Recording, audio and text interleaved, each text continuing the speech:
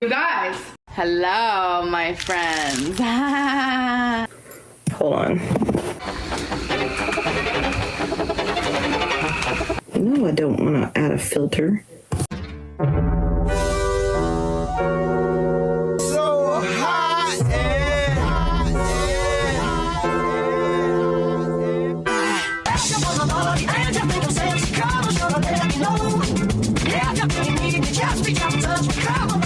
I love myself today, not like yesterday. Take another look at me now, 'cause it's your last love forever.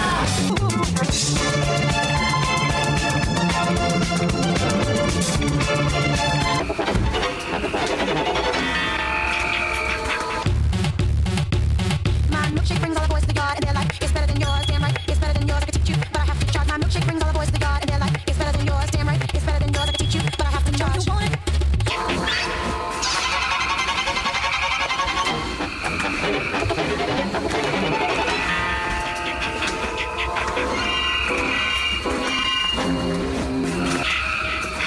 This is an example of the way I edit. Okay, so I'm at Walmart and hold on. What took so long? Look what I found. Look at this cute little fella that I just found. Which we have all been patiently waiting for. Hello and welcome back to the show. This is how I've always done it. That should just ruin the joke. I decided to start shaving my head, Pete. You think I should shave my head? Yes.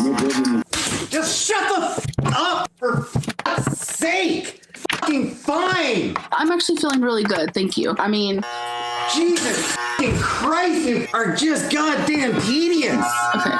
I don't know what's happening. I've never done this before. Christ, just shut the f up. Fine. Fucking fine. God. Oh my god, this is all happening so fast I can't focus. Wait. Oh my gosh, you did not have to do that. This is a lot different than I thought it was Shut gonna the be. f up.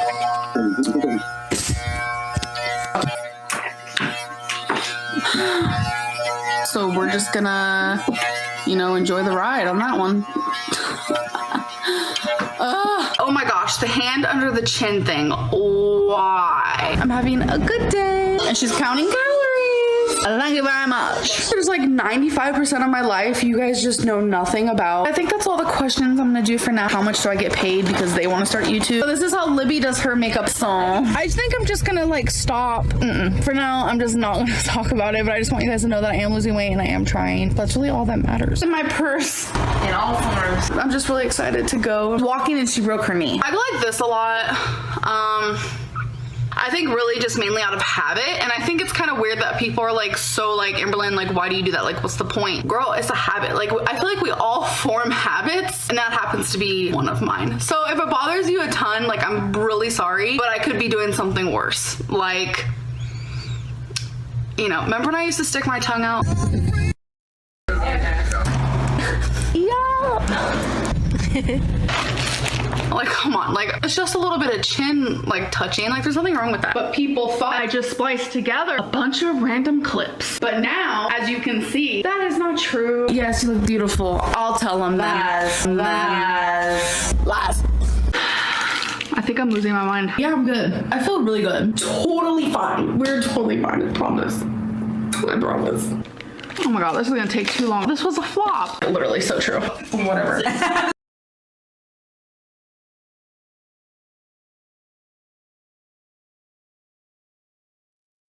Hi everyone, welcome back to another live stream. I hope you're all having a great day today. Amberlynn's been busy the last couple hours. Well, a few hours I guess, 24 at least. Oh my goodness. It's the return of Aunt Tammy again. And of course we're here for it. Litless, hello, good to see you. Hope you're having a good Friday. Oh my goodness. Alright, so Tammy went and called up Jordie again while Jordie was alive. So we have some more I don't know how much more info Tammy's gonna give us, but we do have some more footage of Aunt Tammy telling us stuff about Amberlynn. We'll just have to wait and see what the call was about. I haven't listened to it yet, so we're going to listen to it together. It's going to be my first time listening to it anyway. And then I caught a couple clips of Amberlynn's live stream she did last night. She did 2 last night, actually. One of them I'm going to cover because she was talking about Aunt Tammy. The other one I'm not going to cover. We're not going to watch it. Oh my goodness. She was reacting to Mr. Snowflake's latest video about Amberlynn being transphobic, Amberlynn making stupid jokes, and so Amberlynn decided to come live and let us know exactly how many partners she had. If you saw it, you know, but I'm not going to be playing it on this channel. Nope. And we're not going to get into that, but that happened the last couple days, and that's kind of why Amberlynn went live last night twice. And then she went live again this morning to tell us that she's going to be taking another break. And you know, Amberlynn, you don't really know she's taking a break until she hasn't been here for over a week. She might be back tonight, who knows. But yeah, she did have like she wanted to do more live streams, but those have kind of been sparse. She hasn't really put out many, but the ones she put out, I don't know, they weren't really that interesting, so I didn't think we needed to cover them. Okay. So the subject matter is going to be a little adult, I guess you could say. It's not good. Just from what I've heard from Amberlynn's stream. Maximus, Debs, oh, good to see you both.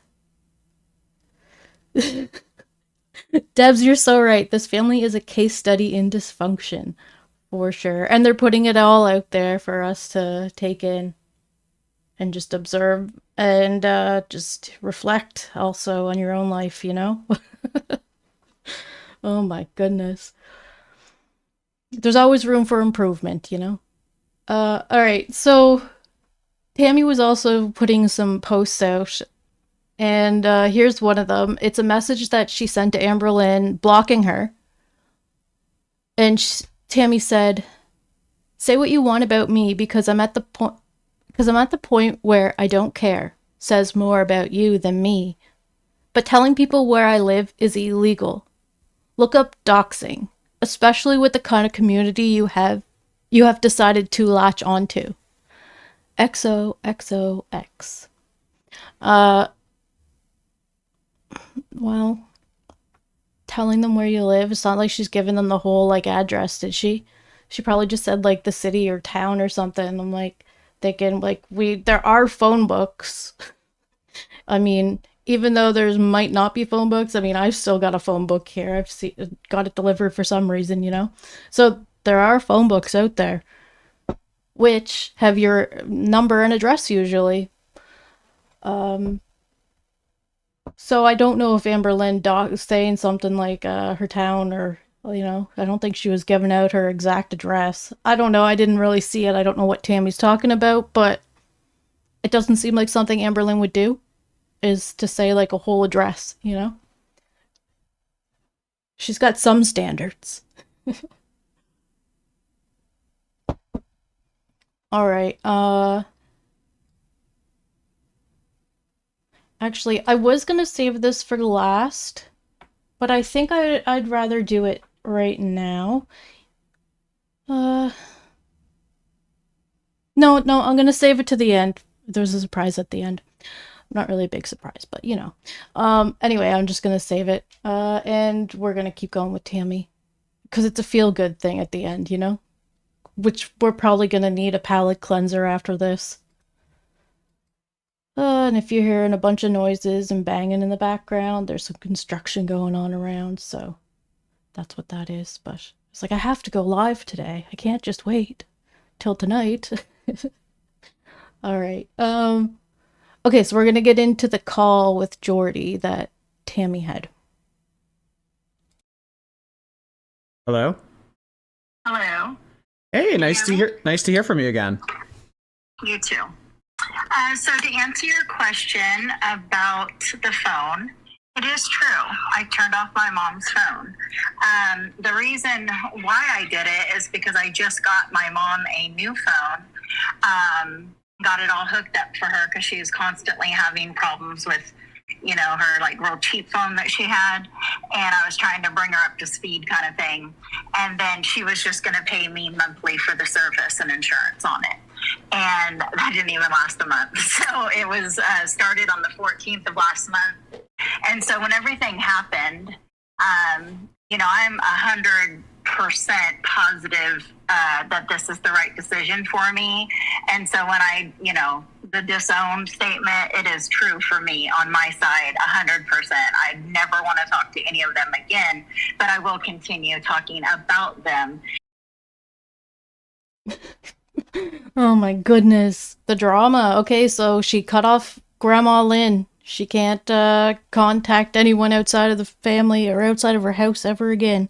Now she probably has another phone, but yeah. Tammie. Tammie's being petty and she doesn't like it. But there was an agreement made, I guess, and Grandma Lynn didn't stick to it. But anyway, that's not that huge of a deal. It must have been something Amberlynn said in her live stream that Jordie was watching before Aunt Tammy got up there. Until I feel I've talked enough, because it has been kind of therapeutic in a weird kind of way. Also, Maximus, I'm so glad that I'm not the only one watching this for the first time. And I have gotten a lot of support and different perspectives. And I can't express how overwhelming it gets at times to hear people understand and can put themselves in my place, because I haven't had that in a long time. So, there's sometimes that I watch some reactions, and when they're just getting it, they're absolutely getting it. You guys make so many comments that I'm just like, oh, wow, not only am I being heard, but I'm being understood. So I don't know when this will all end for me, but I know it's not anytime real soon, especially since her mouth keeps wanting to talk and talk the crap that she talks. So back to the phone thing, that's why I chose to do that. When my mother's first action after this all began was to say, I want my will back, I knew what she was trying to do, and that was just another manipulation. Okay, so there's some more info, I guess, after that whole thing unfolded where Tammie disclosed that Grandma Lynn had some different intentions than what she was telling Mama Lynn after her death. Went and changed the will with Aunt Tammy without letting Mama Lynn know. So I guess that's what she was asking for back. My goodness. Just show up. Hello. Welcome.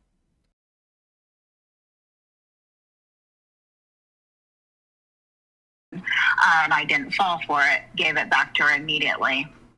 So then I just sent her a text and said, just a heads up, I'm going to need my phone back.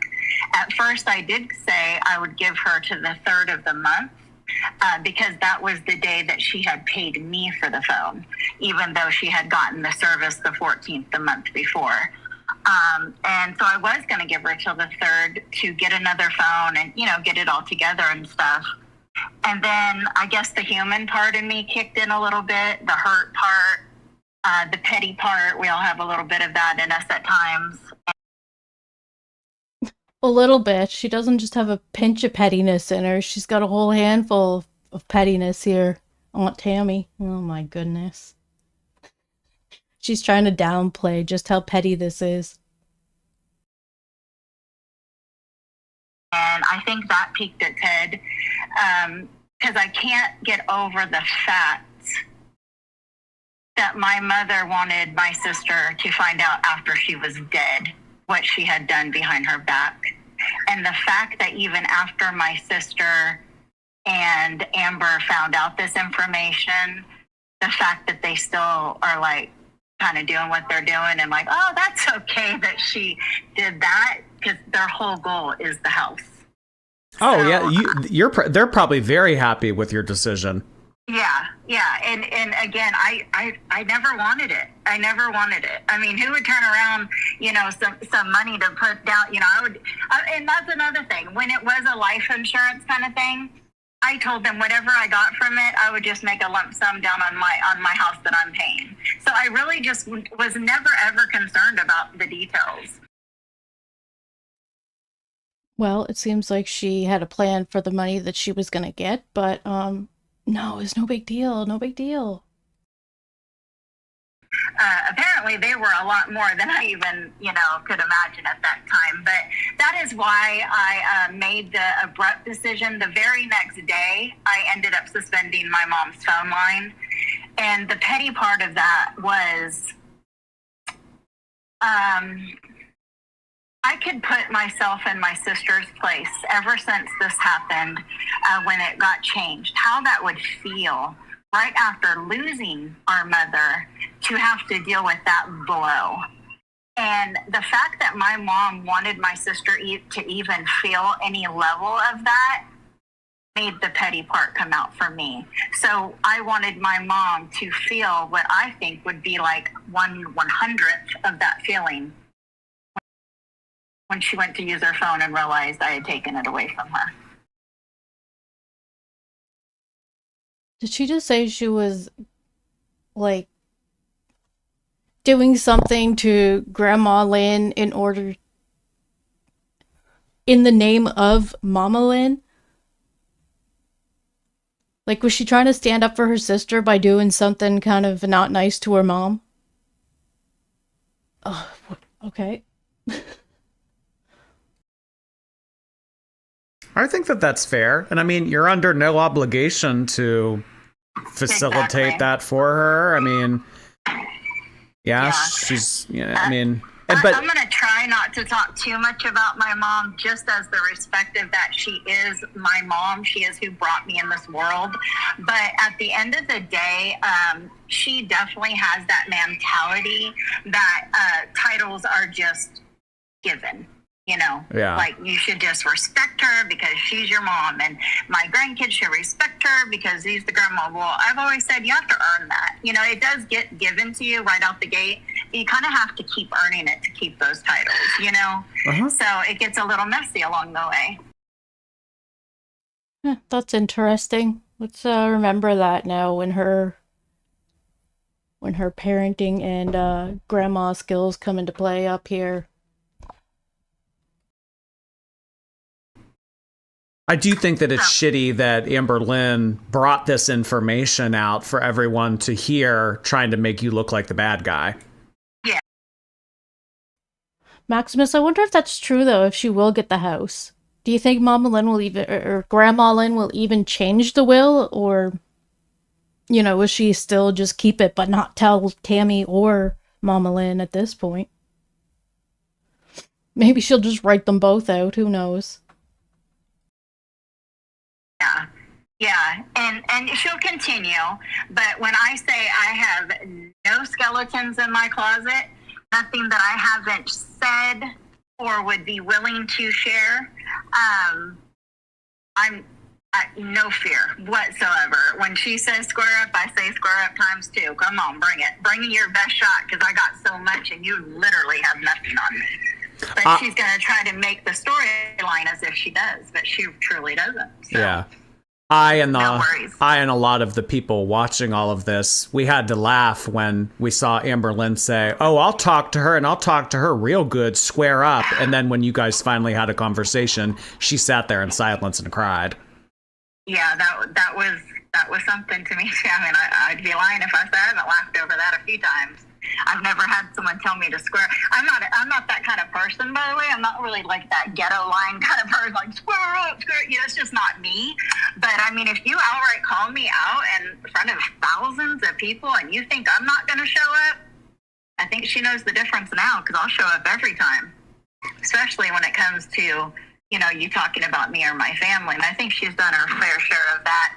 And, over the years I've sat back and I've let this pass and I've let that. We've talked about it, and now it's just, I just can't handle it. And she just don't stop though. Oh, Tammie's just like repeating herself again because she just wants to keep talking until something else comes up that she remembers that she wants to talk about. It is cringeworthy. This will continue to go on for a very long time. Oh, yeah. That's what Amber does. I called my husband's mom today, and I said, what do you think? What button do you think Amber could push right now to just send me another oomph, And she said, talk about Brian, my husband.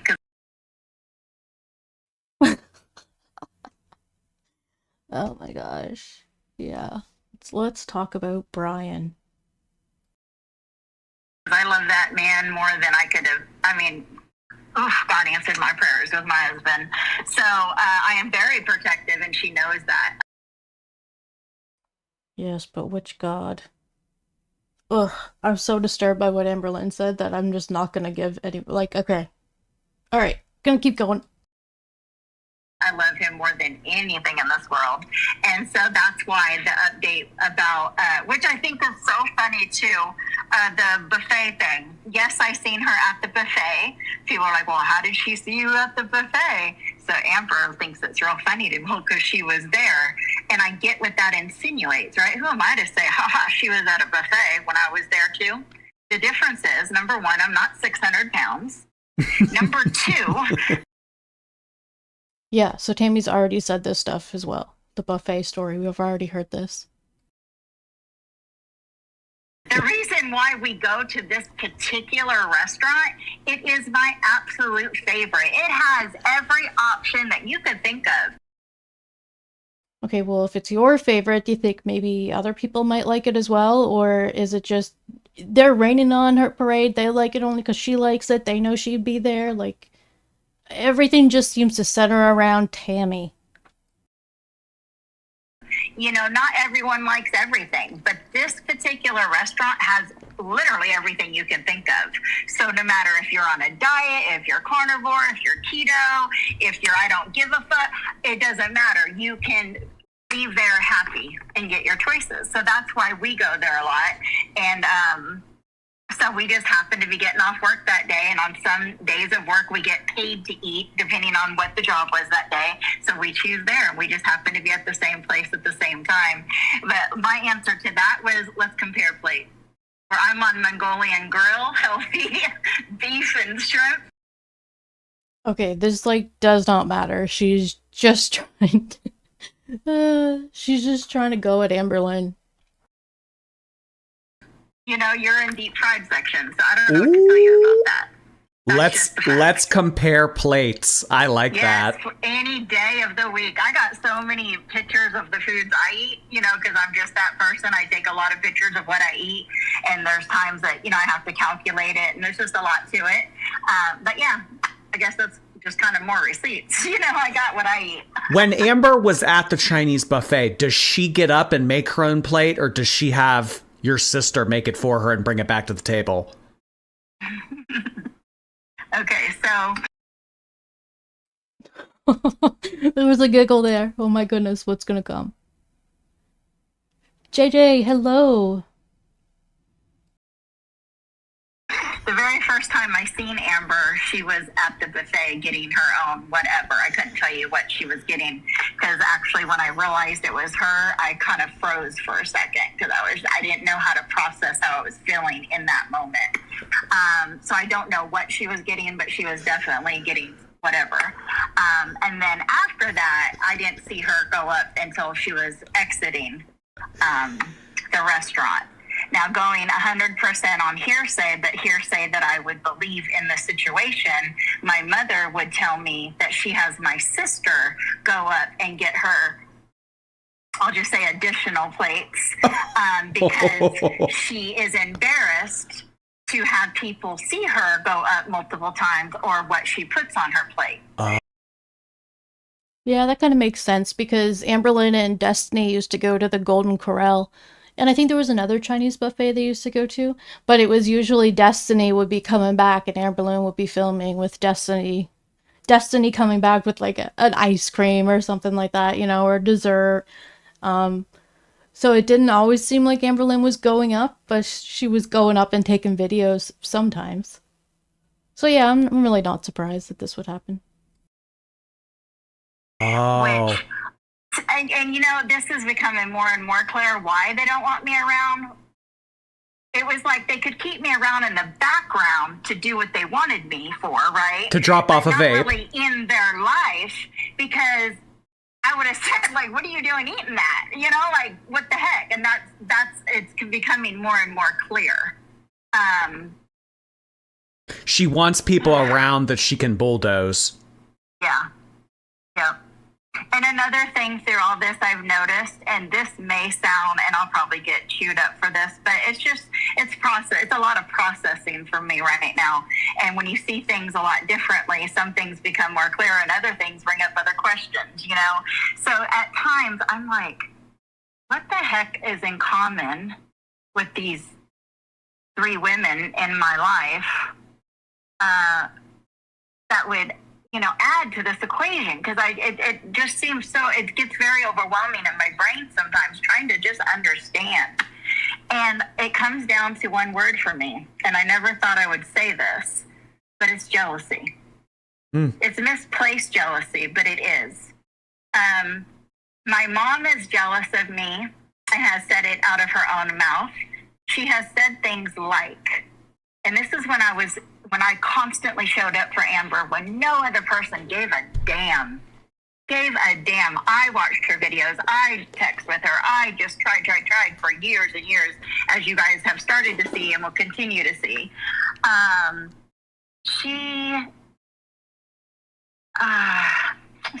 My mind gets so full.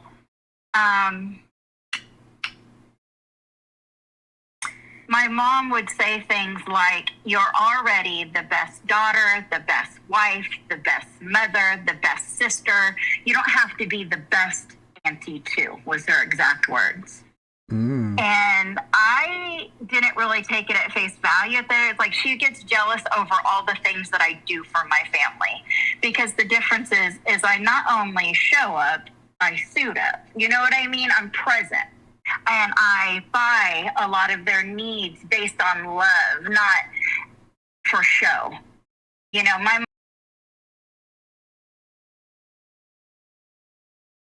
I'm sorry, you gotta listen to that again. Present. And I buy a lot of their needs based on love, not. She buys their needs based on love.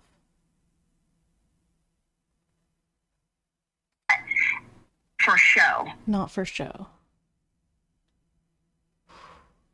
That's some gymnastics she's doing there. Okay. You know, my mom will buy one thing one time and be like, well, remember that time I bought them that dress? Okay, they were 8. They're 19 now. You know, something like that. It's just crazy stuff. So I have a relationship, and did even with the other daughter that we don't talk about off and on, she's always been my troubled person. We always have like a kid that you just have problems with. Most people do. She was mine. But and I wonder why she was troubled. Could there have been, like, you know, trauma that you weren't addressing? But no, it's the kid's fault, not... Yeah. I think she disowned this daughter a few times. Ugh.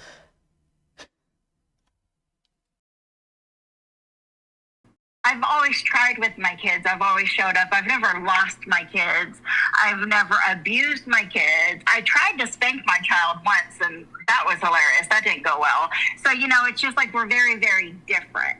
I don't know if you guys know, but my mom did not raise me or my sister. I have no childhood memories with my mom in my home. Not one. I've never had a mom and a dad. I called my dad my super mom. he got the Mother's Day gifts, Many years my mom was troubled, and there would be long periods of time where I wouldn't know where she was, and I would have to call my grandparents and say, have you heard from them? Sometimes they had, sometimes they hadn't. I moved in with my mom for the first time at 14. My dad had made some really big mistakes and was leaving California, and I didn't want to go with him because I was very, very involved in cheerleading and speed skating and school stuff. And so I moved in with my mom for the first time. I won't get too deep into that, but as I said once before, I was pregnant at 16, married at 16, and I had my first daughter at 16. So that was quite a whirlwind, and that was under the care of my mother.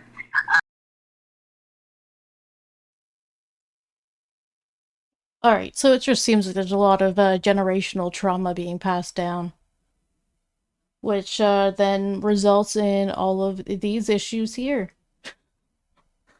Oh my goodness, unresolved issues. And I guess Tammie's trying to resolve them here, between her and Amberlynn, but mostly just airing their business for us to talk about and watch. So that says enough in itself. And then I went to Florida when my daughter was 1 month old, and that was the end of my mom for 11 years. And then she came and seen me in Florida. She stayed a weekend. When I decided to move away from Florida, which that's a bigger picture, another story, I came to Oklahoma in 98 because my mom wanted to build our relationship after her not being a mom all this time. My mom, over the years since we've been here, has apologized to me a few times. Unlike the other ones, I don't rub it in her face. I don't bash her. I don't put her down. In fact, I say, thank you for the apology, Mom, and it's okay. None of us are perfect. We all try our best. And, we're here now, so let's just enjoy life now. That's the kind of mentality I had. I've never played victim like Amber does because of her childhood. There was a lot of drugs and abuse and voids in my life too. And that just makes the huge difference in us. And I think that adds to the jealousy that I have been able to do that. I've been able to go to 16 years of counseling. I had a lot of success on keto, over 130 pounds weight loss. I'm going to be sharing my before and afters with you guys just so you can get a picture of that level of support that I tried to offer and show her the whole way. She was there the whole way, but she continued to put it down, really, every chance she got. Yep, she did. She did not like the thought of not eating a bunch of carbs all day. That carbs are what gives her energy, and how she doesn't like to not get those carbs and calories in. She's got to hit that limit, or she's gonna think she's gonna be deficient in her nutrients. Oh my goodness. But yeah, one thing that she said she didn't want to do was keto because, she loves carbs. Which is fine. A lot of us love carbs. That's fine. But she did kind of, anytime keto came up, it wasn't a good idea. It's not what she wanted to do. And she was probably hearing a lot about how Tammie was doing and stuff. So she would put it down even more because, I think Amberlynn is jealous of that side of Tammie, how she's able to do better. Because I think in one of Amberlynn's videos, she said that Tammie, had drug issues, she said. I don't know if it's drug or alcohol. I mean, Tammie said alcohol, but at this point, it doesn't really matter. So I think Tammie being able to overcome those issues is something else that Amberlynn's kind of been a little like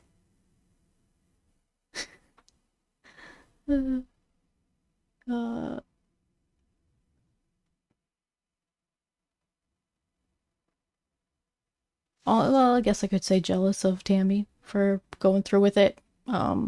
Resentful maybe for Tammie to try and to put that on Amberlynn. Amberlynn being, I think at the time she was living with Beck. So she wasn't in the right mind frame, and I think that's kind of where her aunt was like, well, if I was close enough, then we could do this together. And I'd say Amberlynn was probably like, oh yeah, that's such a good idea. We could do that. So that, because that was what Aunt Tammy was hoping for when Amberlynn actually did move to Oklahoma. And well, that didn't happen because Tammy didn't like the part of town that Amberlynn was in. According to Amberlynn.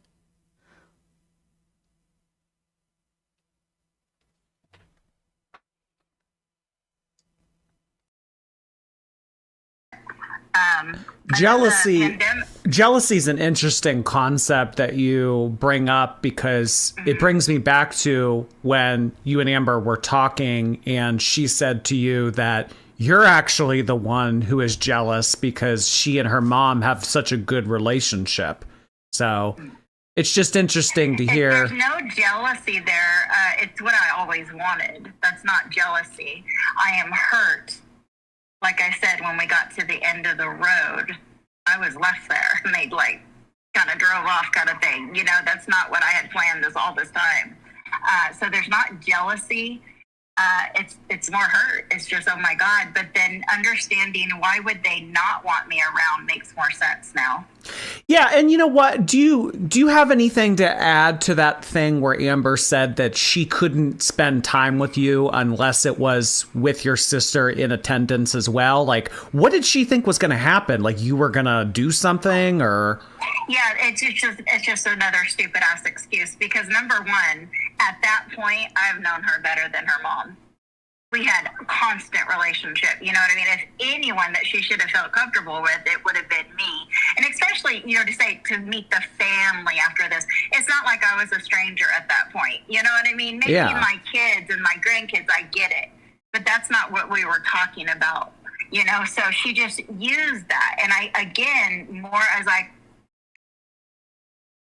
Well, in all fairness, Amberlynn seemed really busy when she moved to Oklahoma. I mean, she was in that relationship with Valentine and they had a schedule that they had every day.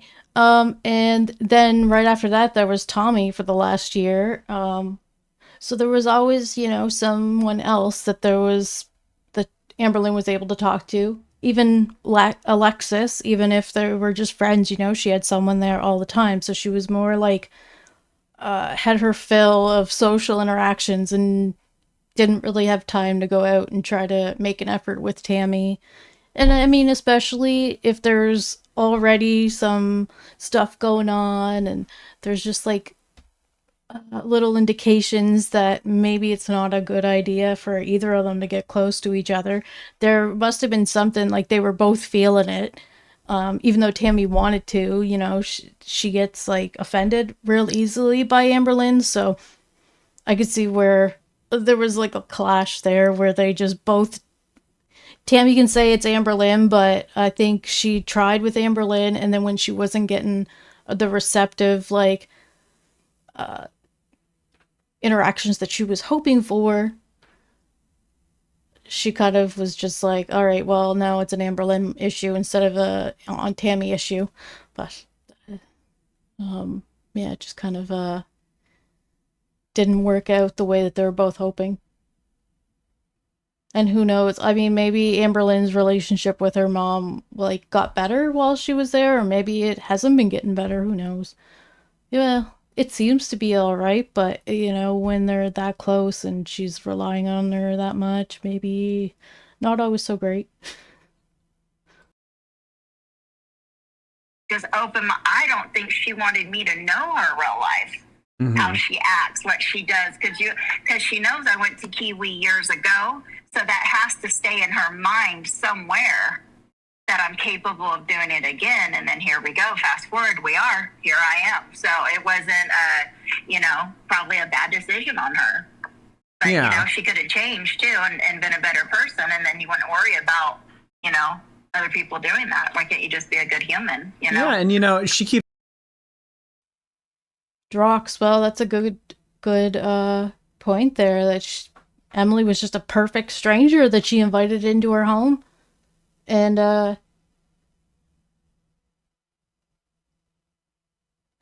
Okay, yeah. So there's Amberlynn's getting something out of that interaction. You know, that's why she was doing those like, hey, can you get me a vape interactions with Tammie? She was looking for something from Emily. She got it. Keep saying over and over again, oh, what did you do? What did I do to you in the last 2 years? What did I do? If somebody told me that I couldn't spend time with them unless it was being supervised with another, I wouldn't want to have a relationship with them. Yeah. So now she's saying, oh, well, I tried reaching out. She set the tone when she said, no, it has to be supervised with your sister. Yeah, and mind you, that was in the beginning of October, right, when she first came to Oklahoma City. And then I didn't get to see her till November, till Thanksgiving.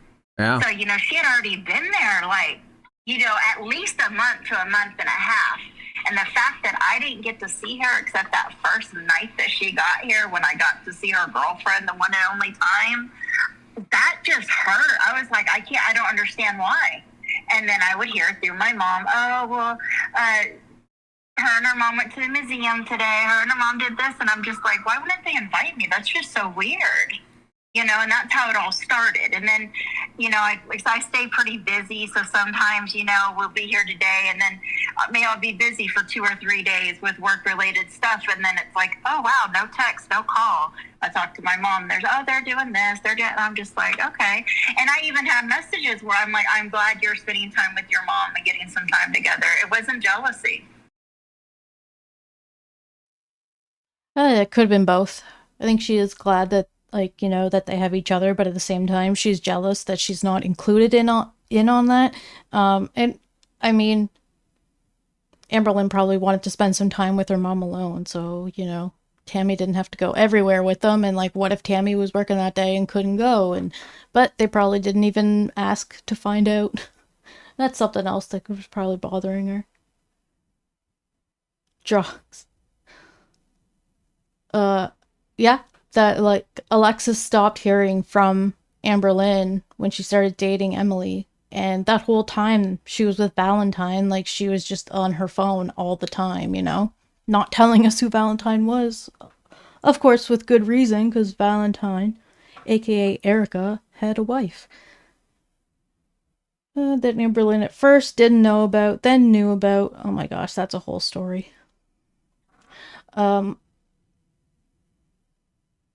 Yeah.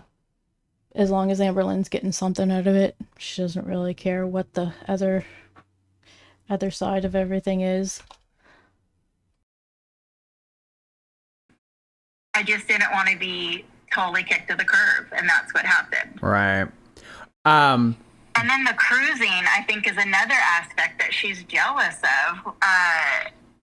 I cruise a lot, so therefore I get to experience the world. You know, I get to like a cruise ship. Yeah. Okay, cruising means something entirely different to me. Oh, okay.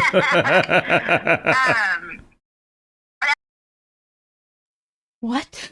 I don't know what that laugh was about, but I don't know, like cruising on a motorcycle, who knows? You know, driving around.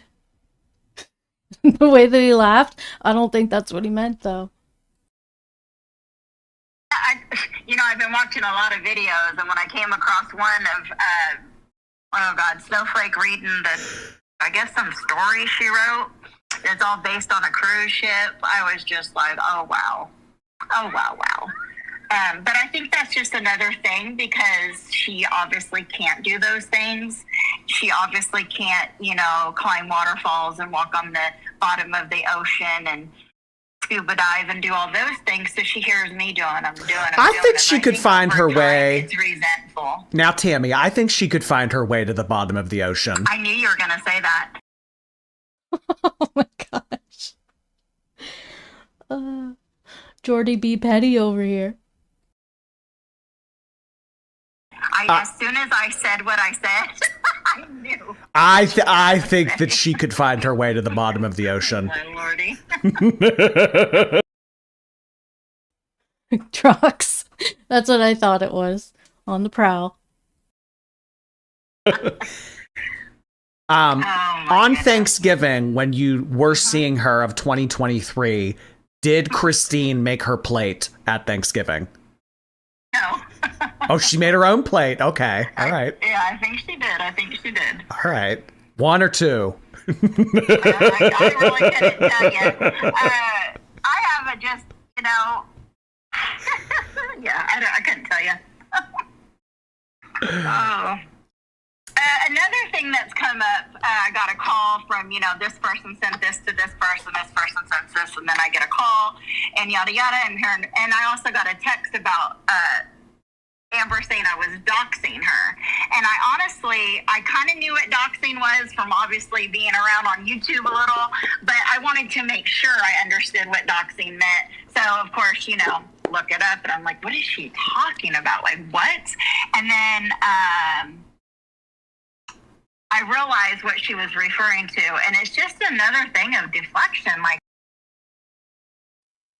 I wonder what it was. I don't know if she said, like, the apartment complex name.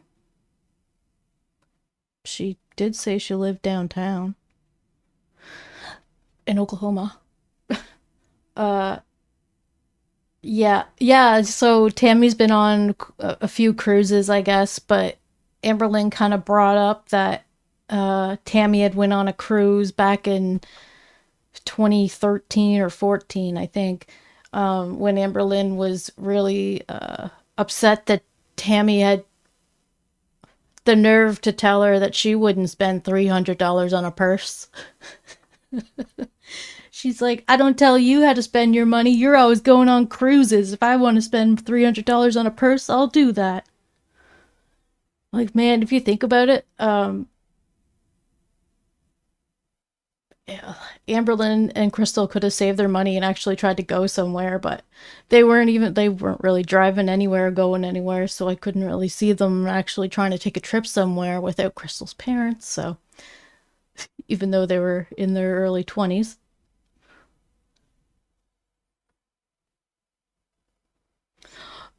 Drox. Oh. Okay, so Aunt Tammy said that Amber lives on the ground floor, and Amber's saying that she has to take the elevator down. Yeah, I've heard her say that. She's had to go take the elevator to get her mail. Maybe that's why she says elevator. Maybe her mail is up on, like, a second floor or something. Like, maybe there's a mail room.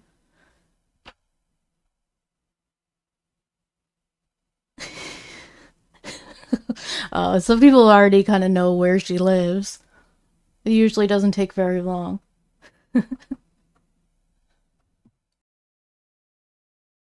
holy crap. Like, it's so stupid. And correct me if I'm wrong, but the doxing part on my thing is just confirming that she doesn't need to take an elevator down to take Twinkie outside or to get DoorDash, and confirming that she lives on the first floor. Yeah. That's not really doxing because, number one, it's on video on her things, the window right behind her, ground level. And there's another video where my sister has knocked on her window. What is my sister, 15 feet tall? Or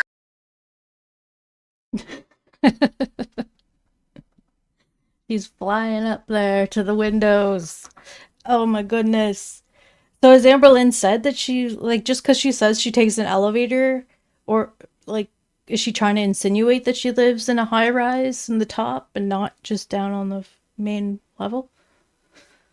Especially if Mama Lynn can knock on the window, we know she's not very tall.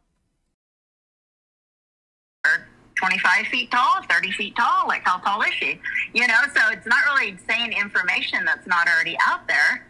Now, if there was apartments that had, 10 floors, and I was to be like, she lives on the 8th floor, and then you were to call around Oklahoma City and see how many apartments have that many floors, then I can see it getting a little messy. But to say someone lives on a ground floor, I think all apartments have a ground floor.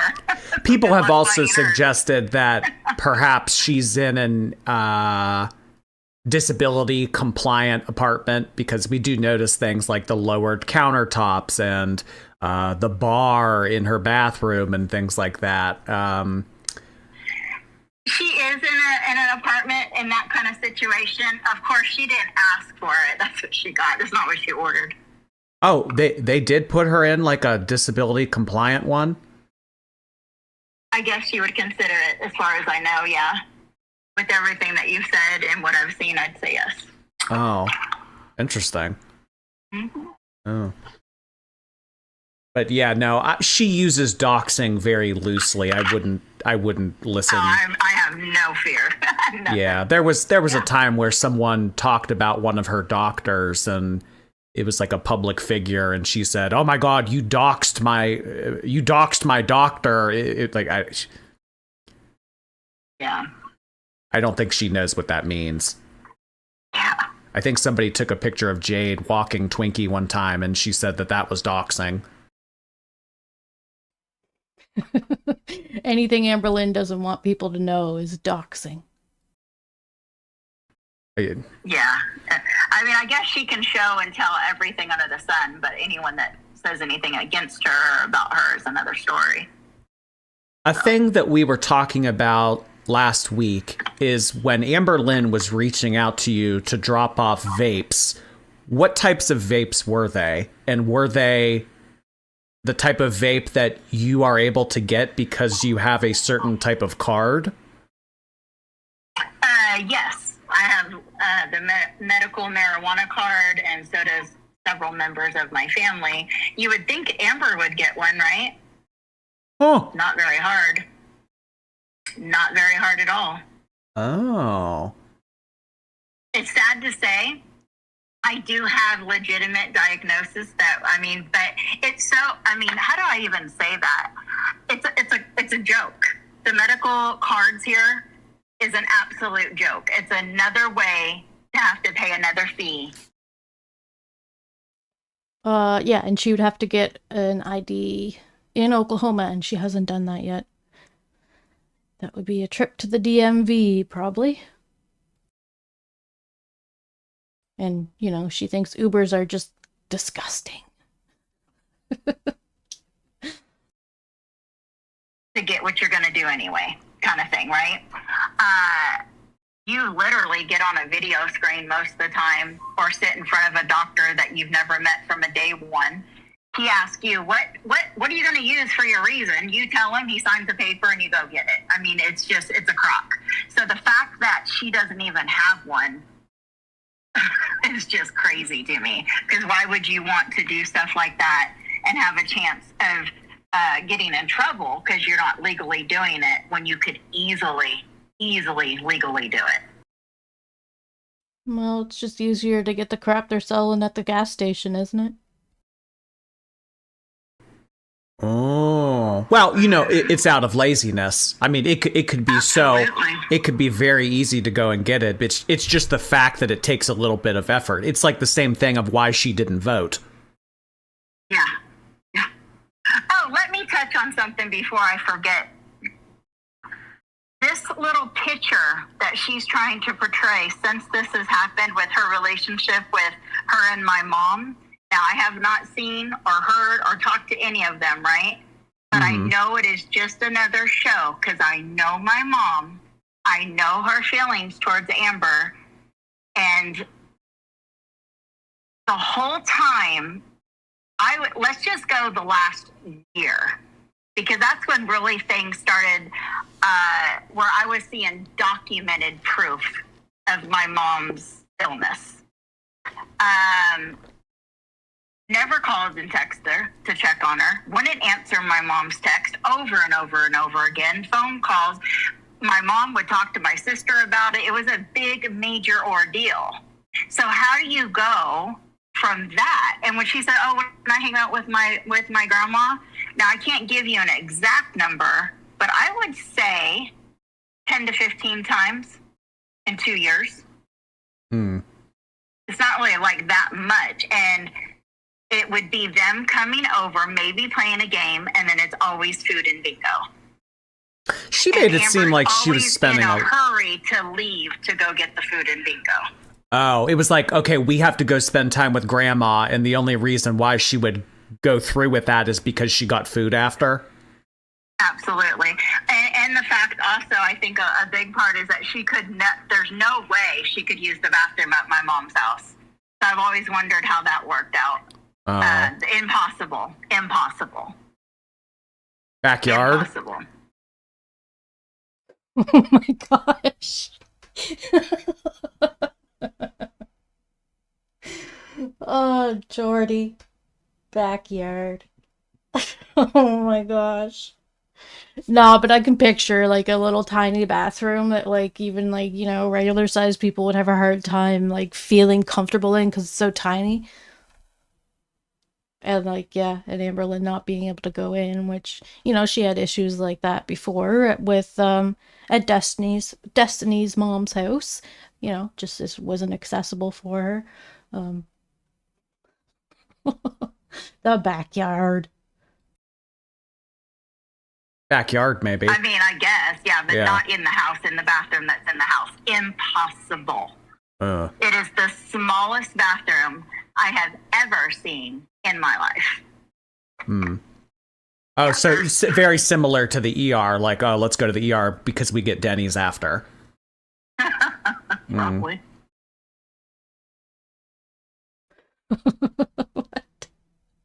I don't know if that's a thing that happened recently. Let's go to the ER because we get Denny's after. I just remember Destiny saying in 2016 that Amberlynn, when they were in Kentucky, wanted to go to the ER a lot because she was having a lot of anxiety and issues and her health wasn't great. And then in 2015, the year prior, they were going to Denny's every night after work. So it's a little cross there, but oh my. Probably. Well, thank you for clarifying on the vape thing. I know that was a lot of people were wondering about that. Yeah. Because we were wondering, I mean, why didn't she just DoorDash the vape? Why didn't she have, like, why did she need you to do it? Yeah. Yeah, it's because when she first got here, she just thought she was going to, you know, she just wanted to have that. And I don't even know, I know the very first time she came here, I had one and she got it. But I don't think I ever actually bought one and gave it to her.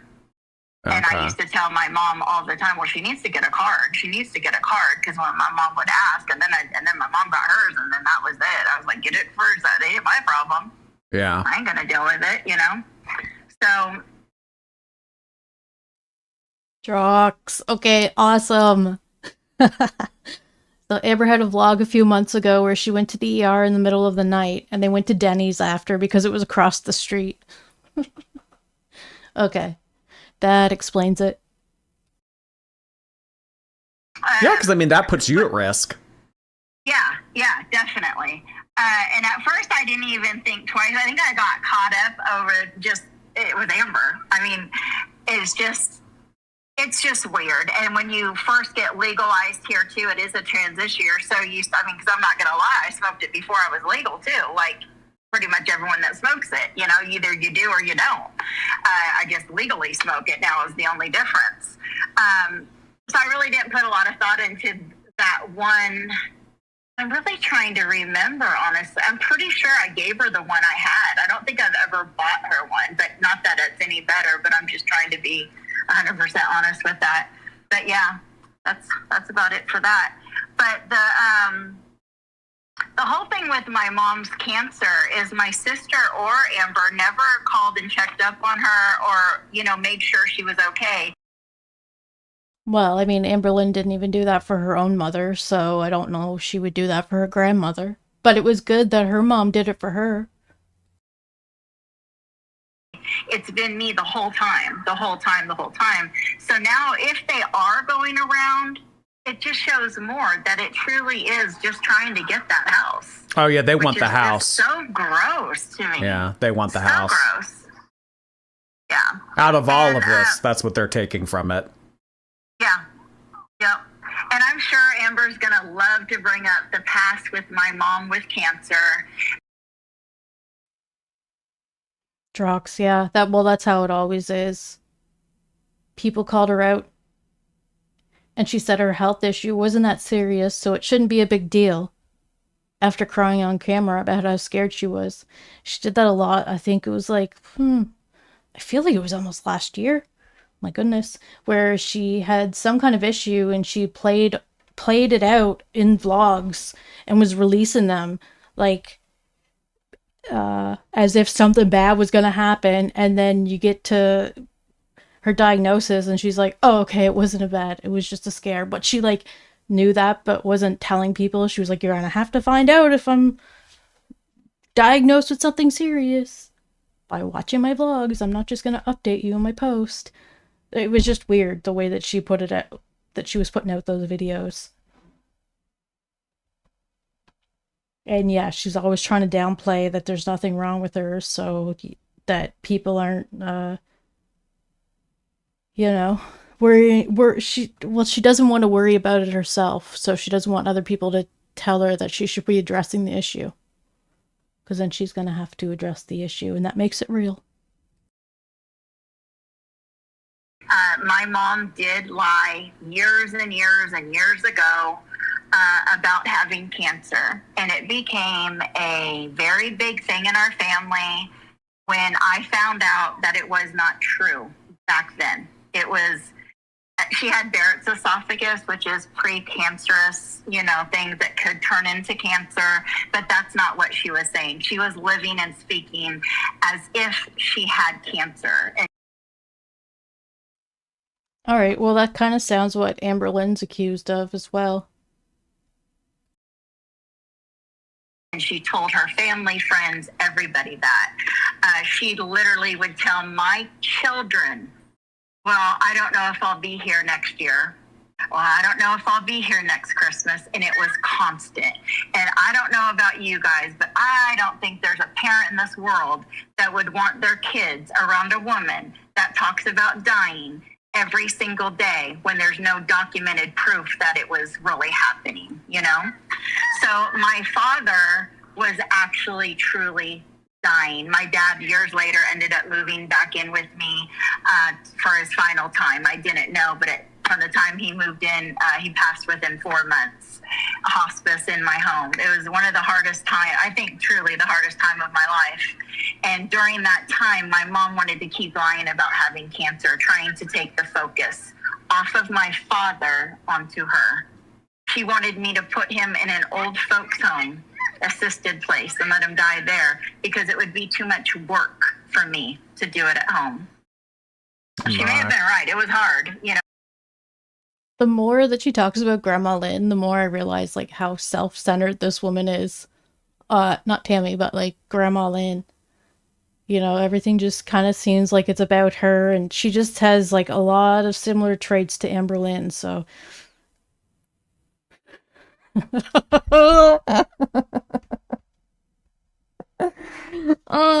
Drox! My goodness. Skinny people eat at Denny's after going to the ER too.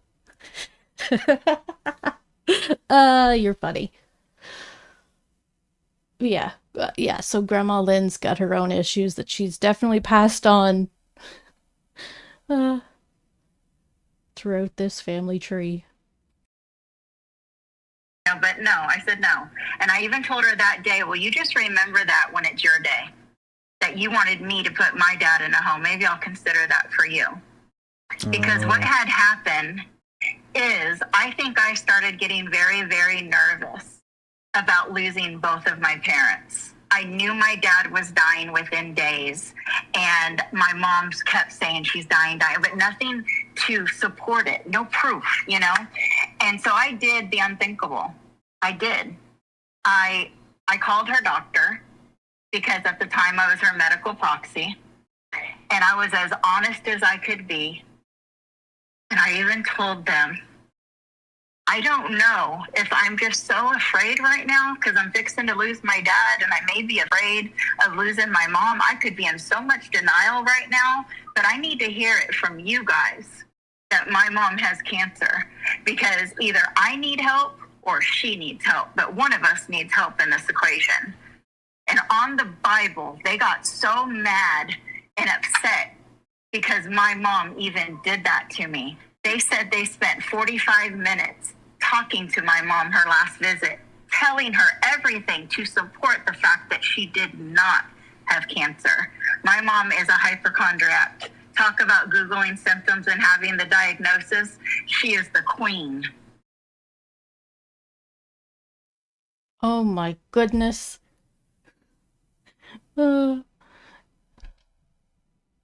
Amberlynn and Grandma Lynn seem to be almost the same person. Googling everything and diagnose based on Google searches. Oh. And so I had to hold that in because I was losing my dad. And then I lost my dad on December 11th. After the holidays. I have kids. I have grandkids. You have to hold I think December 11th is Beck's birthday. it together. And then finally, the day after Christmas, I'm like, I don't want to take this into the new year. I'm tired. And I confront my mom face to face sitting at her kitchen table. And I said, Mom, call the doctor. This is what they said. Why did you do that? And you know what she did? She yelled at me and said these exact words. Are you, well, I'm going to say the effing instead of the full word. I'm trying not to cuss so much, but are you effing happy, Tammie? Are you effing happy that you found out I don't have cancer? Yelled at me. And I was like, yes.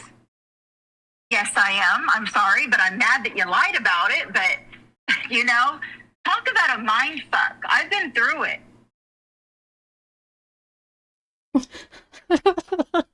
Oh my gosh. Doesn't that sound like something Amberlynn would do too? I'm surprised she didn't blame it on Tammie, saying, this is your fault. You shouldn't have called the doctor. Whoa. You know, and now she really has lung cancer. Documented. I see it with my own eyes in her results, and that's when it became real. Not when she said it, when I got to see it. Why do you think she did it? Because your dad was getting all the attention from actually having it. She had to have it too to get attention? My mom is an extremely lonely woman. Partly because it's like kind of like when you're a certain way your whole life, you know, no one wants to think at the end of the road, right? They just want to just do what they're doing and just think at the end it's going to all be okay and they're going to just live happily ever after, and that's not the case. My mom does have like the voice and like the face, kind of like that resting bitch face, and she comes across like she's mad all the time in her voice, and I can vouch for that. That's not always true, but she does come across that way, and that's something she's battled with her whole life, and so that plays a part. She don't have a lot of friends. She's in sexless freaking relationships every time, which I just couldn't imagine. So that starts messing with you. Doesn't even sleep in the same bed as her partners, her current partner, her ex-husband, like separate rooms kind of stuff. So loneliness, no compassion, no one that sits with my mom and watches a show, does anything. Still to this day, well, it depends what she wants to call him from day to day based on his actions, but her caretaker, her live-in roommate, her... Oh my god. It's like she's talking about Amberlynn. This is crazy. Whoa. Ex-boyfriend, current boyfriend, I don't know what title he wears today, but he still lives in the house and has, 12 years, I think, something. He's 99% of the time out in the garage because he can't stand to be around my mom. Guess who's getting the house? Neither of her daughters. They're gonna find out that it's this guy. Old garage guy. Oh. Her ex-husband did the same thing. Same garage. I mean, it's just weird. So she's a very... Maximus, I don't know, it just came up. She was talking about how lonely she was. And then, got into, her personal relations. Lonely person, and she wants the attention. That's why she does all the medical stuff. And that's okay. So I didn't talk to my mom for about 2 years after that happened. I was devastated. Now, it's always weird that, like, Amberlynn, when there's something wrong, she tries to seek out that sympathy by coming online and saying she's really worried about it, but, like, she doesn't get to that stage until she has to deal with the issue. Instead of trying to take preventative actions, you know, like living a healthier lifestyle, so that she wouldn't be meeting those roadblocks every month or so. Like, there's something else that she's got going on that's a health issue, and or repetitive things as well. And it just seems like it's something that, you know, she just would rather kind of deal with it, but not deal with it, but like have it. And, you know, kind of like she did with the blood pressure medication she was taking. She made a post saying that she took it for the first time and she was so scared about it. And,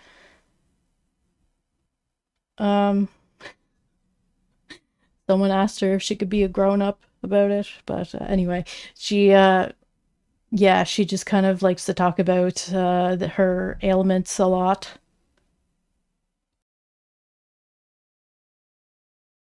And what year was this? about 15 years ago. Okay, so like 2010. Yeah. Okay. Yeah. Just thinking of the timeline. Yeah, and that makes sense because it was around the time Amberlynn was living there, I think. I don't know, in Oklahoma, but she was like 18, 19, I think.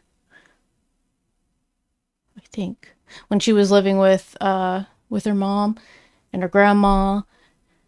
And she said there was a lot going on there, and she said something about there was something going on with her grandpa, which I wonder if that's what it was, that he was passing away, and she just didn't want to be around him because he was passing away, maybe. But there was some kind of story where she, like, when Amberlynn started talking about the time that she was with them, she said that her grandma was like cheating on her grandpa, lying about cancer. Like, there was a lot of things happening at once there, but I wonder if Amberlynn would address that. But it could be like an even more like messed up issue as to why Amberlynn doesn't want to be around her grandpa at that point. But it could have just been that he was dying at Tammie's house. Who knows exactly? Only Amberlynn. Yeah. And then my sister, she did play a huge part of getting me and my mom talking again. My sister trying to use her newfound spirituality of forgiveness, and we only got one mom, and blah, blah, blah, and, you know, just all this stuff. And, you know, everyone says that, you know, oh, you only got one mom, and it makes me try again and again.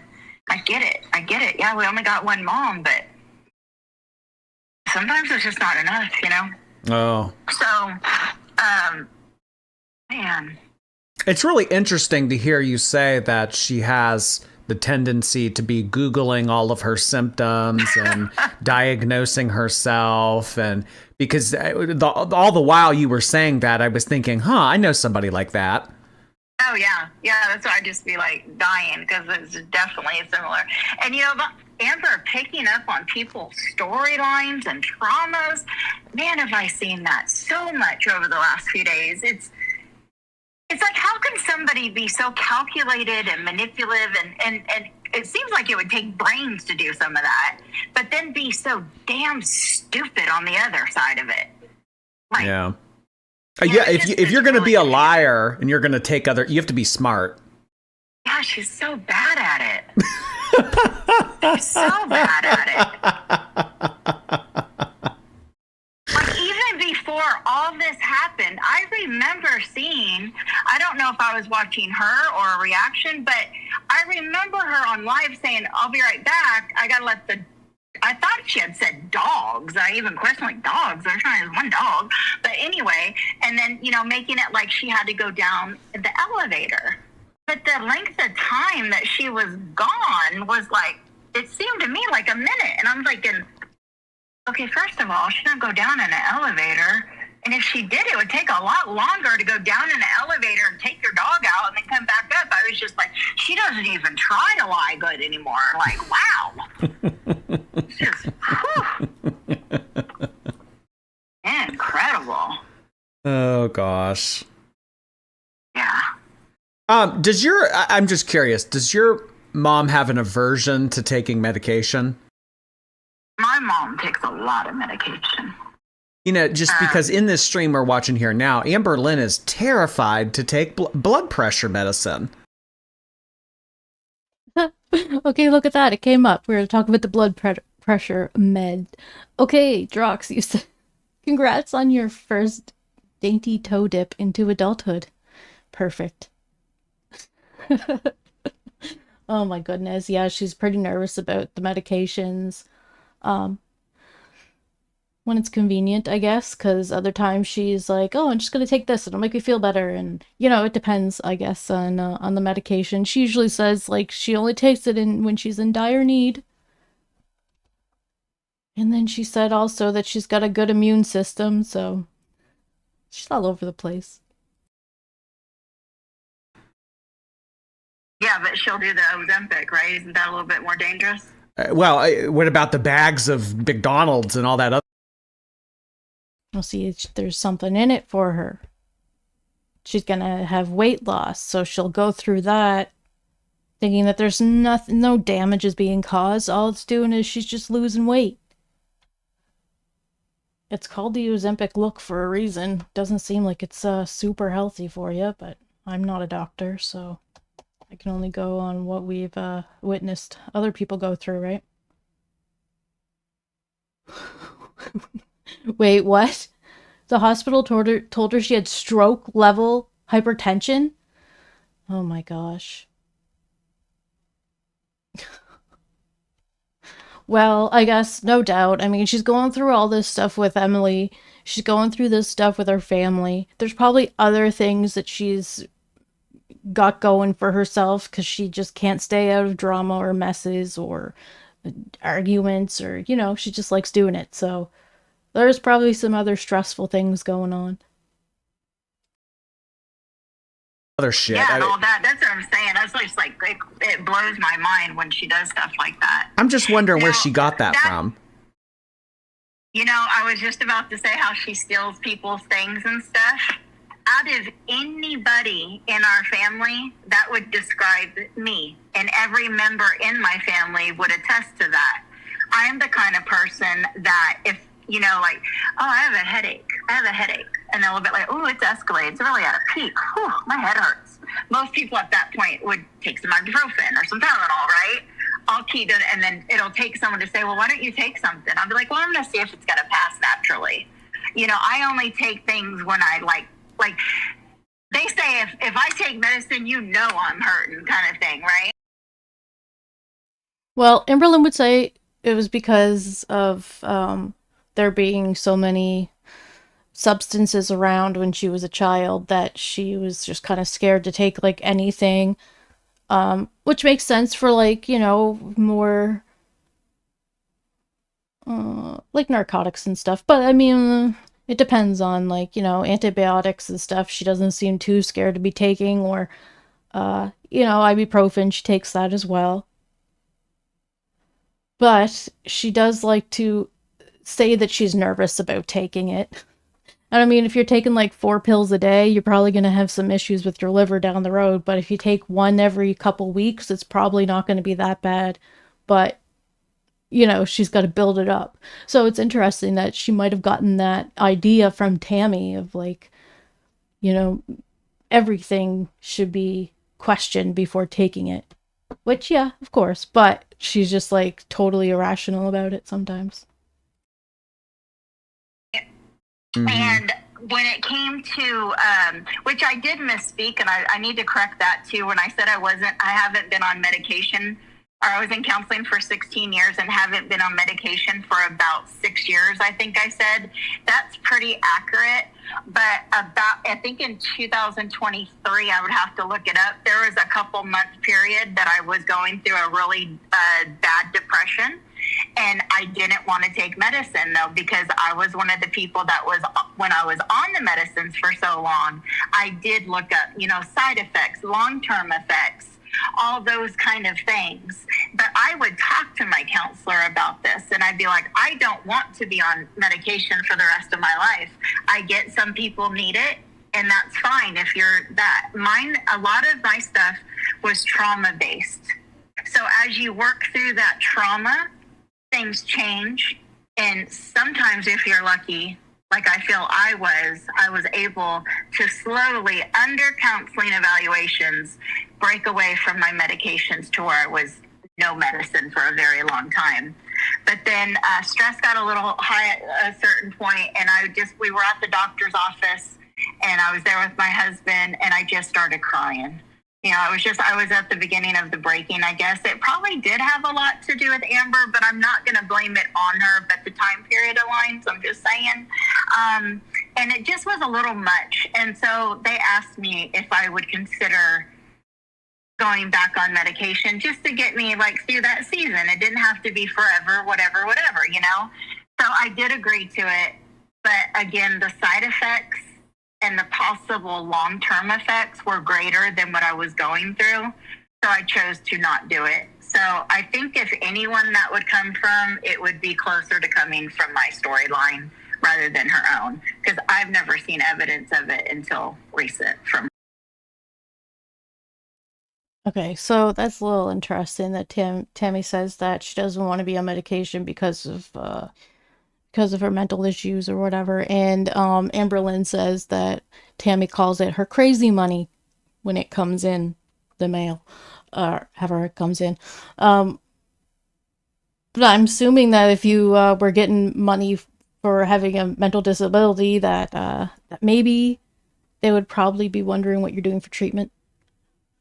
But I don't know. I don't know the exact stuff and how that works, but it was just kind of interesting that she kind of knows she has these issues and goes with it, but doesn't go get the help for it. I guess she did, but now is just like, oh, I don't need the help. And I don't know, she seems to be doing all right getting through this, so maybe she doesn't. Because she's taken this a lot better than I think a lot of other people would, because this seems like a pretty stressful situation to be in. Her. So I think it's just another, and Amber loves to talk about things that nobody else would kind of know that there's an underlying cut. She does it a lot. Have you noticed a lot of the anxiety talk right now, right? A lot of it about feeling like her big fear of dying in a car accident. That's 100% me. That is my story. That is. Okay, well, I think they have some similarities sometimes, and Tammie likes to say, that's me. She's taking that from me. She learned that from me. Those are my fears. Drox. Amber hates people who get government assistance. I mean, if she wasn't on YouTube, she'd probably be getting it too. It's not her story. I have Facebook posts that you could go back and read about my anxiety in a car, and that my number one fear is dying in a car, and has been since a little girl. And me and my husband were hit by a semi, and that really affected me to where I would pull off on the side of the road sometimes, crying, calling him or his mother, going, I feel like I'm going to die. I feel like I'm going to die. Traumatized from getting hit by a semi, like we were hit bad. And then about 2 or 3 years later, actually the first day of driving home to my house for the first time from work, I got hit by a semi a second time. So I've had some severe trauma. Again, the difference between me and Amber, she would have let that stop her, right? I fought harder. I still drive today. Do I get anxiety sometimes? Yep. I hate going by semis. I hate being, but I'm not going to let it stop me. My trauma will never stop me. Mm-hmm. And that's just what I wanted to share with Amber. You know, we go through hard times, but you don't have to let it stop you. If anything, make it be your story to help other people, you know? Be like, you don't have to let And I think that's what Amberlynn hopes, that her story would help other people. Well, I think that was her intentions when she started YouTube, and I think she still has those intentions where she wants to be an inspiration for other people, but along the way, she's also given up on being an inspiration and just wanted to, like, you know, give up, because probably the more she gave up, the more money she was making. Especially 2019 when she totally gave up. But I mean, it's sad, but she's kind of going back to that state again where, you know, it's only going to be harder for her to get around and stuff if she doesn't do something to change. And I don't think injecting herself with anything is going to help her, really.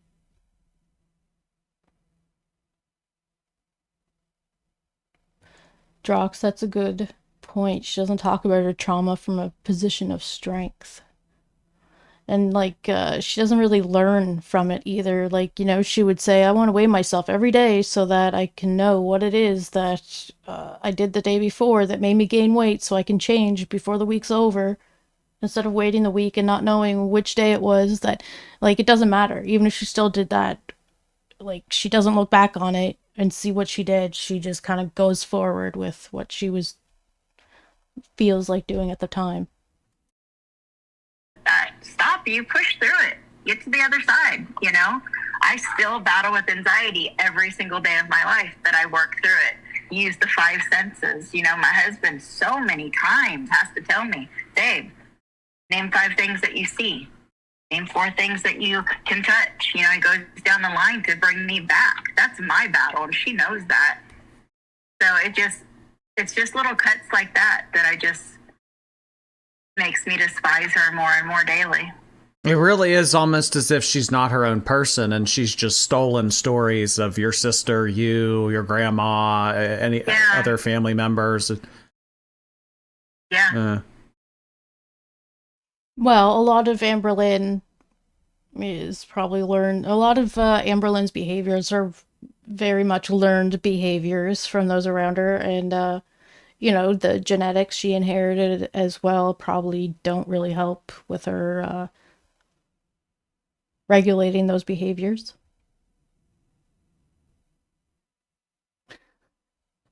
Drugs. Wow. It's a lot of crazy stuff. All right, we're pretty close to the end of this call. And then we've got Amberlynn's live streams that she did last night and this morning.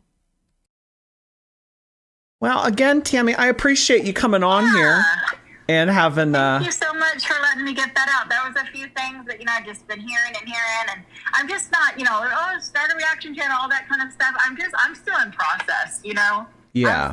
There's times where I see something and I'll answer a question, or, you know, it feels good to talk it out a little bit, but, you know, I'm just taking it day by day right now. But just there's a lot of hurt and a lot of acceptance going on. So, but I will come out on the other side. Yes, you will. You know, I have no doubt on that. So, but thank you again for just letting me talk. Just anytime.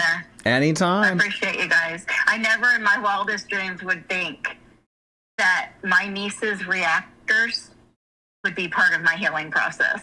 Oh. But that's the way life is, right? It's so crazy. It works in mysterious ways. At least my God does. So I thank him. Yeah, I mean, Amberlynn loves to call us the hate channels, the haters, all that kind of stuff. I mean, we all didn't start out that way. I mean, I've grown to be more apathetic toward her, but I didn't start out that way. Right. Yeah. So, all right. Well, I hope you have a great rest of your night. It won't be the last talk, but I'll talk to you again soon. All right. Have a good night. Take care. Right, bye.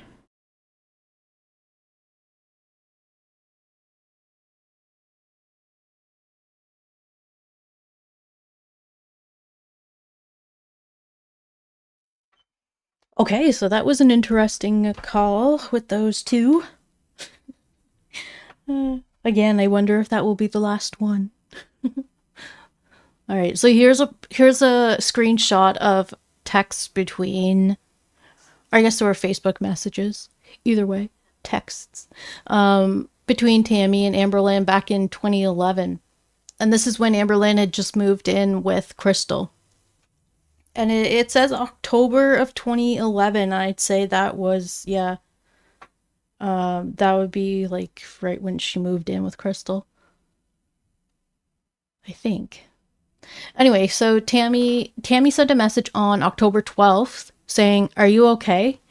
And then October 16th, she sent another one saying, "Happy?" ? So there was like 4 days where Amberlynn didn't get back to her. And then it wasn't until later on that night that Amberlynn got back to Tammie and said, "It's a completely different lifestyle here. They are rich and so friendly. Crystal is a complete sweetheart. I'm still missing and loving Casey, though. I feel like that will never end." So, yeah, kind of makes sense. Amberlynn was basically in between Crystal and Casey for a while and wasn't sure which one she wanted to stay with. But then when she got in a fight with Casey, she decided, well, I'm just going to go be with Crystal. So Crystal's parents paid for a flight for Amberlynn to get on and go see, go live with Crystal.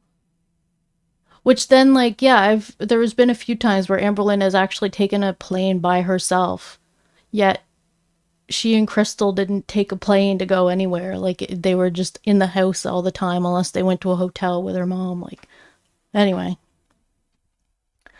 And then Tammie said, "Crystal does seem like a sweetie, and the feelings regarding Casey are normal, and they will most likely always stay in your heart, in some measure. I am so happy for you. Enjoy." So that was like, yeah, a message that Tammie released. And then we have Amberlynn's video from last night where she unleashed another family drama regarding, well, the topic of this video. Tammie's, I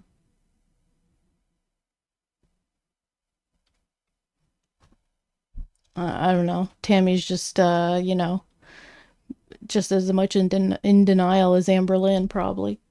Probably more, actually, by the sound of it. And that's pretty bad, right? Because Amberlynn's pretty much in denial about everything. All right. Okay, so we're going to listen to Amberlynn's part of the live stream from last night now. Oh, yeah, and this was only 11 minutes long before she ended it.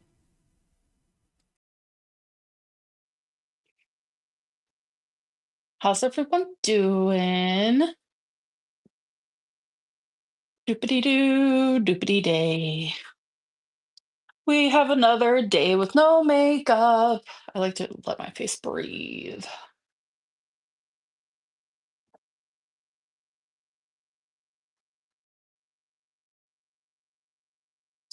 Hello, hello.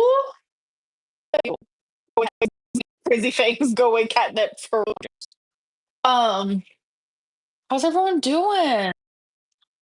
What's bad, girly pop? Oh my god, I found out some stuff about my aunt today that has or it was yesterday. That genuinely just has me like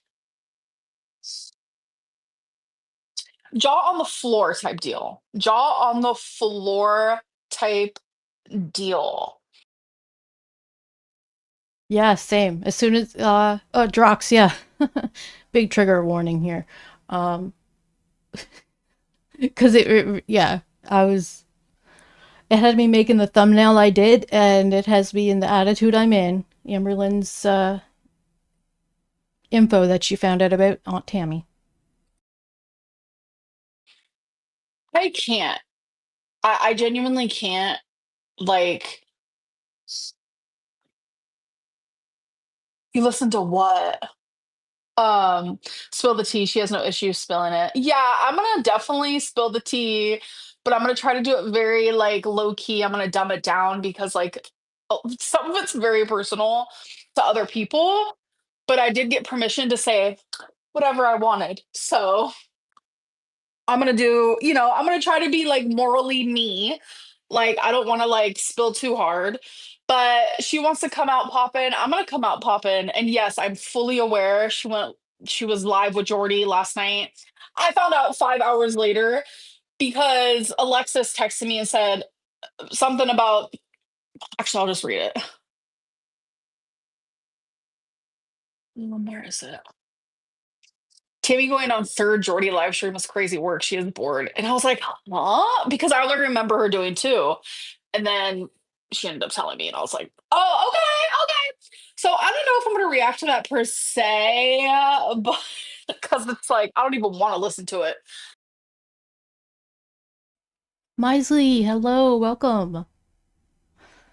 Yeah, so I'm thinking like as we're going through this that she's gonna open up the video and react to it, but I think after what she has to say, she gets so frustrated with it, and the chat usually doesn't really help.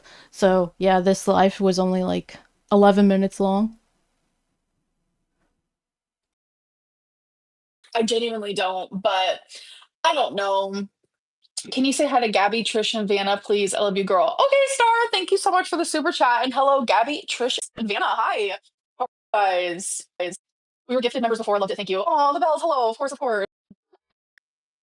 I asked my friend if she knew about you, and she said, "What, that messy big girl?" Okay. Listen, I don't even know where to begin with you guys. I'm laughing because some of it's funny. I'm only gonna say a couple things. Some of it's funny, and the other stuff is like so serious. So fucking serious.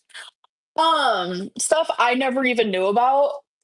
Your face looks like high blood pressure. My face is not high blood pressure. I'm on my second day of my high blood pressure medicine. I fucking did it, you guys. Okay. I fucking did it. I said, you know what, irrational fear, I'm gonna look you in the face, I'm gonna smack your face, I'm gonna say, get the fuck out of my face, and we're about to take that medicine because I don't even need it, apparently. So, yay. Okay. You know what, you guys, why I'm laughing? I shouldn't be laughing. It's really not funny. It's not at all. Um, I should ask, you guys should ask Tammie, do your do your beanie babies have a menstrual cycle? I know you guys are probably gonna be like, what are you talking about? Just say, do your beanie babies have a menstrual cycle? Why? Why? And she doesn't explain why, I don't think. So she just gets like off topic and then we never get back to it, or maybe we will find out about it eventually. What a weird thing to say.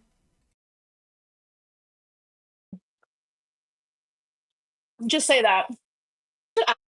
You said hi to Brooke and Matthew. Hi to hello, Brooke and Matthew. Yes, welcome to Stream Queens Mini. Hello, hello. Thank you, Kendra. I'm proud of myself too. A lot of people are like genuinely, they're like, how can you be afraid of like medicine if you like drink? Bitch, I don't drink for a reason anymore because I am scared. Stop. She'd be drinking if she could every day. She's not scared of drinking. Well, I guess when she's, if she's worried about her body, then yes, she's scared of drinking. But when she's not worried about her body and she's just trying to fill a void that's something going on in her life, then she's more likely to just say, well, it doesn't really matter. I'm going to drink. Just like she says, it doesn't really matter. I'm going to go hang out with the bee monster. So she just turns it on and off whenever she wants. But I mean, it's better that she's not drinking, right, on her body and stuff. So it's better than having the drunklin, I guess. Yeah. Ooh. So, okay. Tammie watching, probably obsessed. Listen. I just want to say that my aunt is absolutely unhinged to the point of like literally every single month she receives money that she herself, I'm not calling it this because I never would call it this, okay? But she herself calls it crazy money. That's a interesting term for it, hey?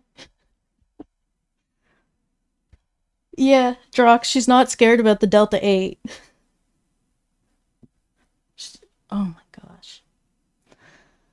Shouldn't even know what that is. Nicely. The thought of Drunklin sends chills up your spine. She gets a little sloppy. Yes. And I want to make it very well known that how I found this stuff out is from her daughter, the daughter that literally will not speak to her. And it genuinely breaks my heart. And you know what? Yeah, I think it's interesting that we're gonna get some information from the Tammie's daughter that doesn't talk to her. And we heard last time that it had to do, Tammie said that she had all of her grandchildren over for the night and everything was great.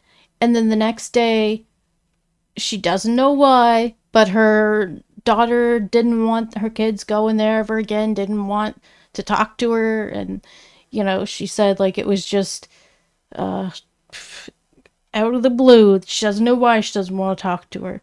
Well, I'd say maybe Tammie had a conversation with the kids that night, and her daughter probably wasn't very happy about the conversation.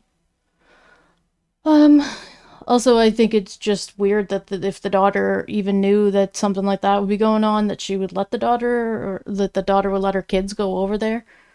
Who knows? We weren't there. We don't really know the exact details, but Amberlynn's going to spill a little bit of it here. But yeah, I just wanted to kind of remind you that Tammie did talk about her daughter and said something along the lines is like they had a great sleepover with all of her grandkids, and then after that they just didn't talk anymore.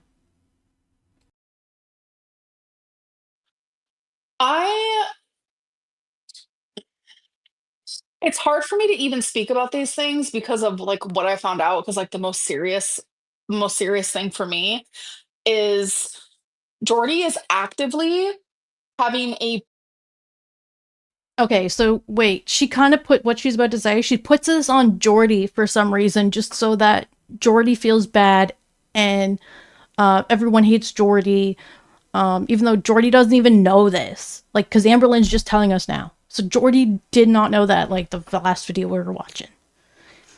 But Amberlynn's trying to put it in, trying to make Jordie look some sort of way. So that maybe Jordie won't have Aunt Tammy on there anymore, because Aunt Tammy's got a little bit more issues than some of us can handle.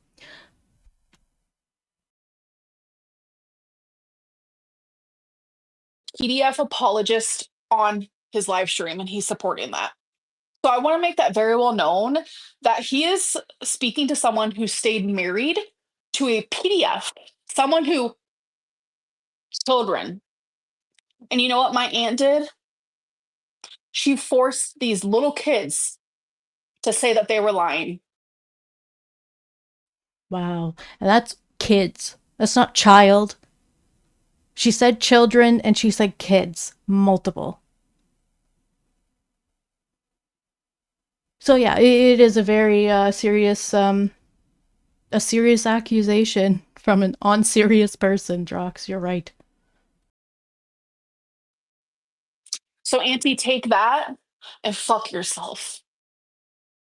Wow, and Amberlynn wants to use that as a weapon instead of, you know, what it is, to put the awareness out there that maybe Tammie might look at herself differently and be like, wow, maybe I shouldn't be doing this. Maybe I should probably believe children over adults, because they're usually telling the truth, because they don't, like, not the kids don't lie. Some of them really do. Like, I mean, about, like, making up, like, stories about seeing a unicorn or something. But, like, you know, you gotta err on the side of caution at that point, you know? If you're a good person, you're not gonna be accused of that shit. Unless there's some kind of, like, you know, something going on and someone's trying to set them up. But I don't know. This seems kind of believable, but at the same time, we don't know because we don't know Tammie and her husband that well, so we don't know what's going on. But just the fact that Amberlynn's using this as a weapon is just like, it's so like cringy that she's using this as a weapon when she says, you know, "Ha, I got you, Tammie." It's like, all right, this is a pretty serious situation. And if it's out there and stuff, like, I don't know, Tammie should probably find a way to heal with her daughter instead of being in denial about anything like that. Ugh, makes me shudder. That's what I gotta say. And that's what I found out. The funny stuff that I was laughing about maybe 5 minutes prior, you know what? I'm not even gonna speak about that because the Beanie Baby. And you know what? I hope that anyone who's near Tammie and her husband know this, because, you know, what are we gonna do about it, you know? But if this gets out to the right people that are around that circle, at least they can keep an eye out and know, maybe I shouldn't leave my kids over there for the night or even for one moment around these people, you know? Err on the side of caution.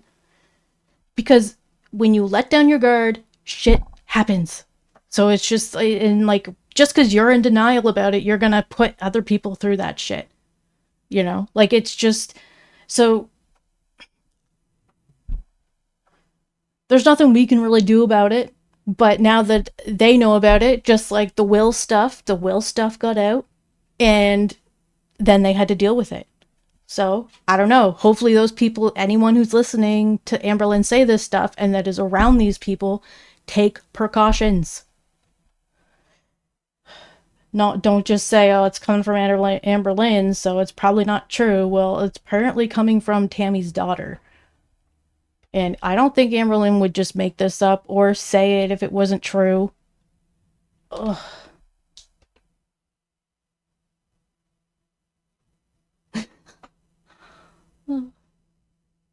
Maximus, I was wondering if it was her old husband or new one too.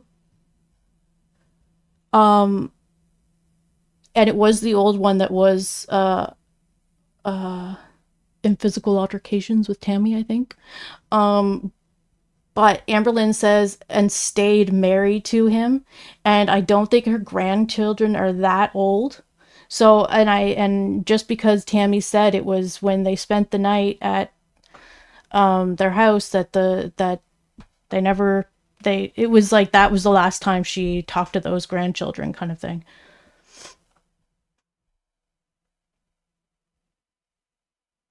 So I don't know, I kind of feel like it's the current one.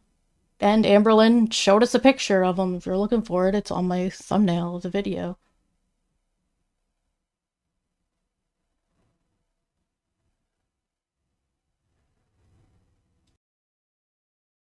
Shit, all of that shit is just so unhinged that I'm not even gonna speak about it. I think maybe we should just speak about the serious shit. And Jordie, if you want to support that, have fun because karma will find you. And this is stuff that I never knew. This is stuff that I never knew. And I'm telling you, I'm so glad that I know now. I don't know I wonder if Amberlynn knew this before and she was getting those vapes out of Tammie, or maybe if their relationship developed a little bit more. I wonder if this would bother her as much. Because, like, it's the same thing with Tammie. Maybe she's rationalizing it that, like, it's better to ignore it because then I get to live in my happy little bubble while other people are outside of that bubble, in pain and shit. So I'm wondering if Amberlynn would even have, like, made a big deal about it, or if she would have just, like, covered for Tammie, because that's what she does. She lies for people. But at this point, she doesn't even have a relationship with Tammie, so I don't think it's going to be something that's would be something that she would be okay with, or at least to, like, pretend didn't happen, or but Maximus, that's true. She loves to leave out details, so you gotta wonder exactly. But also, it's probably for the best that she's leaving out details and just kind of giving us a little bit of a overview. Because Tammie, you say that you want nothing to do with me because I treat my mom so bad, even though I don't. The way that you treat your own mother is unhinged. The way that you gaslight me and you make me feel this small that I'm sitting there rocking back and forth like a fucking loser. Like, I literally am so embarrassed to go back to that live stream, but you trigger me so hard that I shut down. My mom watched that and she said, Amberlynn, you're not even acting like yourself because you are an abuser yourself.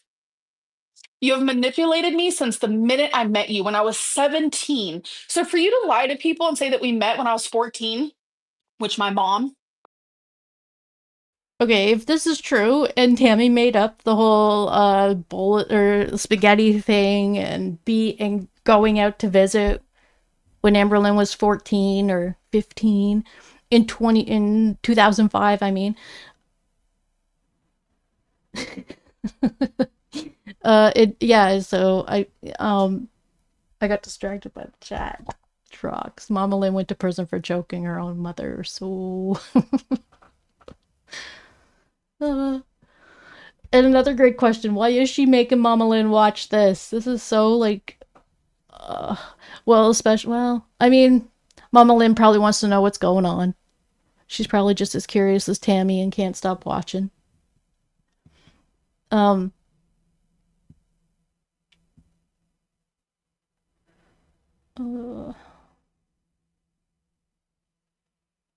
Right. So if this story of Tammie not actually going to visit there is true, then that's pretty scary. That was like, wouldn't that give you a whole like perspective on Tammie's mind and how she works if she made up a story about going to see Amberlynn and Amberlynn's mom and going to California in 2005 when she never did? Like, that would just be so weird. Like, that would be super questionable. So Amberlynn says she's got like a bunch of people saying that didn't happen, but Boomer Sooner baby, hello. Mama Lynn doesn't call her Amberlynn. No, she just calls her Amber.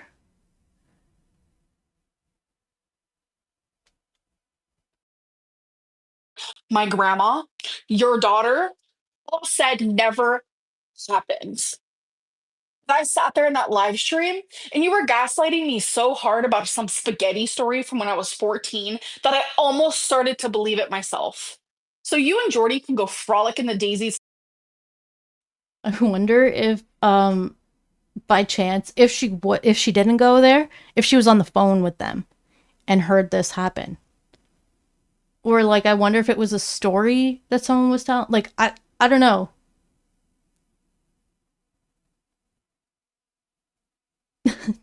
Yeah, like if Tammie did go out there, how would her mom? Well, her mom would know because she was living with her mom at the time. She said she was living with her mom and dad when Tammie was telling the spaghetti story, and Tammie places herself in that trailer during the spaghetti story. Grandma was in Oklahoma at the time, so yeah, not sure why. Grandma would just go with anyone though if it would make the other one look bad. And Tammie's daughter might know because she was I think she's a couple years older than Amberlynn. Like, she must be, because if Tammie had her when she was 16 and Amberlynn's mom is, I think, a couple years older than Tammie, actually. So, and I think she had her when she was 18, right? I think that makes sense. Either way, Amberlynn has a cousin that's around the same age, it seems like. So I think she probably might have known if her mom went to visit in California in 2005. But if she wasn't living with her, she wouldn't know. So, like, it's like, yeah, Mama Lynn's probably the only source that we have that's saying it didn't happen. But yeah, like we said, if Tammie can show us pictures that she went there in 2005, that would be great. Then we can confirm. So that Amberlynn's not losing her mind over here, thinking that the spaghetti thing never happened. Even though she probably knows it did. Even if Tammie was there or not. Together. Jordie, I take that back. We're never going to frolic together because I will not stand for a PDF apologist and someone who forces little children to say that they lied about it. No wonder why. I think that's why they stopped talking after that night. I'd say that's Tammie was probably having a chat with her grandchildren, trying to talk them out of reality, basically. Because, like, I don't know, I believe it. Kind of just the way that Tammie talks about her daughter, too. She's the troubled child. I've always had issues with her. Tammie seems to be the one who wants to be in control of everyone, wants to be the one that everyone looks up to, even when she, do as I say, not as I do. So yeah, I don't think Amberlynn's making this up. I'd say that Tammie's daughter really did tell her this. Now, we don't know Tammie's daughter, so whether or not she made that up, well, I guess that's us to kind of decide, and we can't really decide because we don't really know her. But we just know Amberlynn, and Amberlynn seems to think it's true. And she seems pretty emotional about it. When I share my story about what happened to me when I was 7, you sit there and call me a liar. You are sick. Period. Yeah, that kind of did happen. Not really that she was a liar. She said that she didn't know about it. So she didn't really call her a liar. She just said, like, that's not something I was aware of. And then Amberlynn said, my mom had to tell you it happened. I was like... And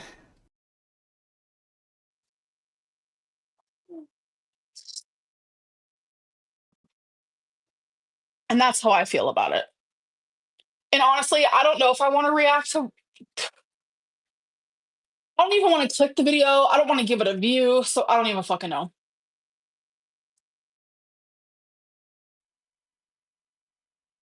Drox, yeah, exactly. Tammie didn't call her a liar. She just said she wasn't there, so she doesn't know. Which is true. She wasn't there during that time in her life.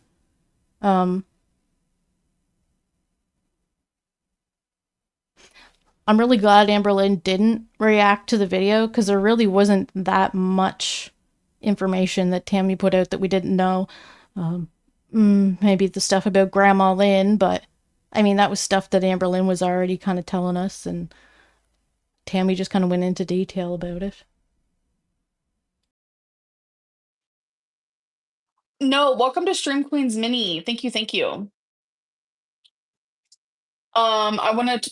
Wait, I have one I told...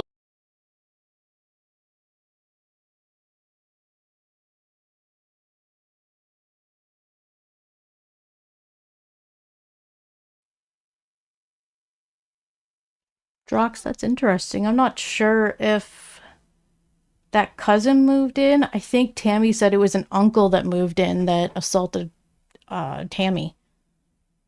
I don't know if it's that cousin. Maybe. Ugh.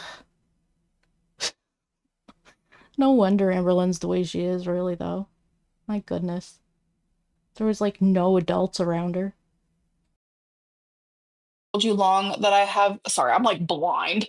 That I have had same issues as you. I took many curses just to... You thought you ate. Actually, no, I didn't. But I did just eat Chick-fil-A. Not a physical.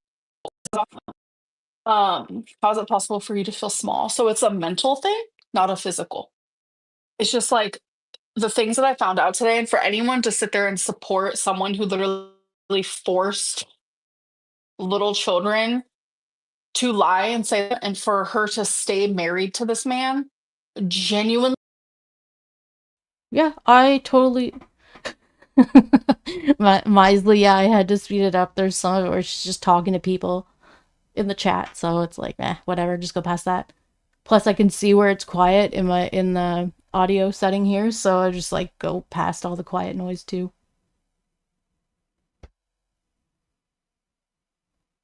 Oh, Drox, I didn't know that. That's interesting. At one point, Amber said she told her mom it happened because her cousin was going to move in and she had a meltdown. Makes sense.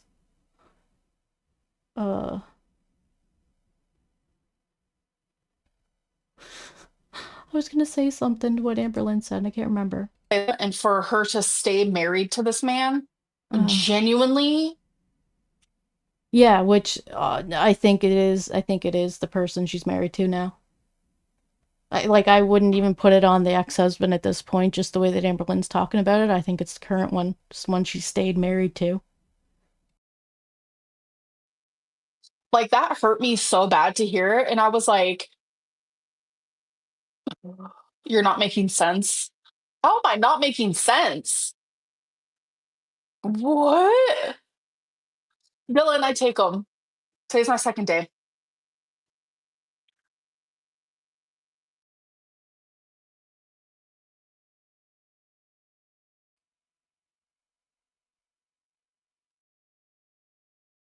You don't have proof of something like that, Cass. That's really gross to say. And then, like, the fact that no one's like, my aunt can like spew off the most random unhinged shit, and people are like just believing it. No one's saying proof or anything. Like, that's really sad. Oh yeah, well, we're definitely asking proof about that trip to California in 2005. We remember. Wow. This community is so fucking unhinged. Guess who made it that way? Our leader, Amberlynn. Oh my goodness. The queen of Gorl world. Dysfunctional.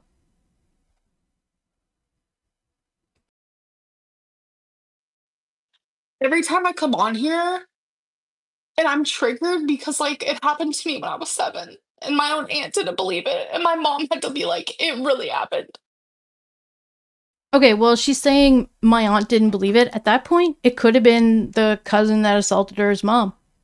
Because I'm pretty sure it's at one point she did say, you know, she's like, I have 2 aunts. I have 2 aunts. Yeah, well, I don't talk to that other aunt. It seems like maybe that was the aunt that didn't believe you and maybe thought you lied, rather than Tammie, who wasn't even there and didn't even know about it until you were older and saw all these accusations of you making false accusations online to about past partners and anything really. There's a lot of fibbing going on and whitewashing. She likes to really make things look a lot cleaner than they are. And yeah, so I think maybe it was the other aunt that she's talking about, her dad's sister. So that's maybe why it triggers her. But when she says it, it sounds like Tammie, you know? It's because she's like, my aunt didn't believe me. But I think it's because, like, somebody didn't believe her, and now she's watching Aunt Tammie not believe someone else. That's the triggering thing, I think.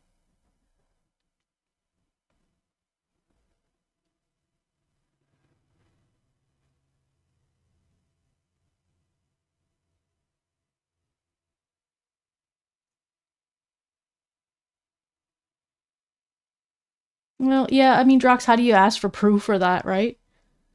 Like, how do you get proof? There's not really much proof unless you're hearing it from the child, and we're not going to hear it from the child.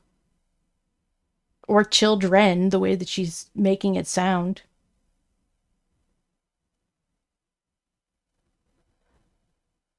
Yeah, it really does seem like Tammie, but I also think it could be directed at the other aunt, so we're just going to leave that door open. Could be both.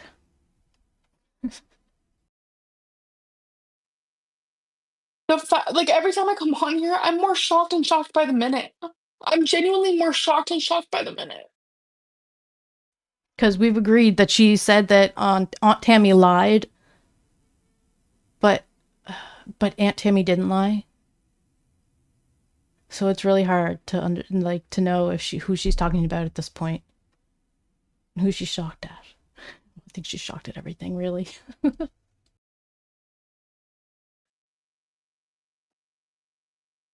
Well, for some drama, people would support someone like that.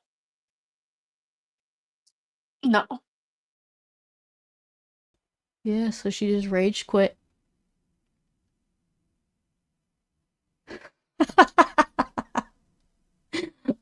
Drox, you're so right. This whole thing is way messy and Amber needs inpatient treatment. For real, though. Best case scenario is Amberlynn goes for inpatient treatment. But she'd have to do something with Twinkie, Wasabi, and now Romeo. Like, she's just put more responsibility on herself. Ugh.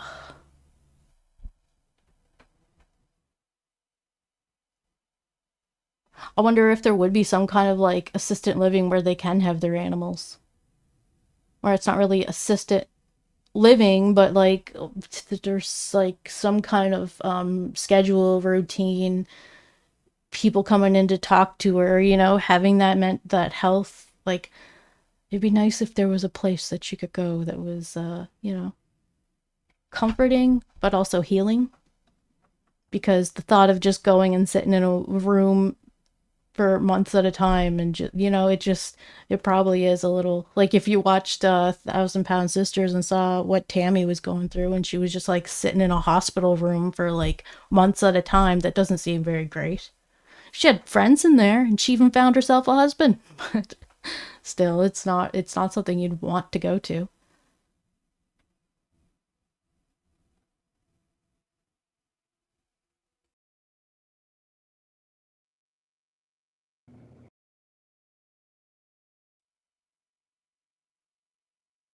All right.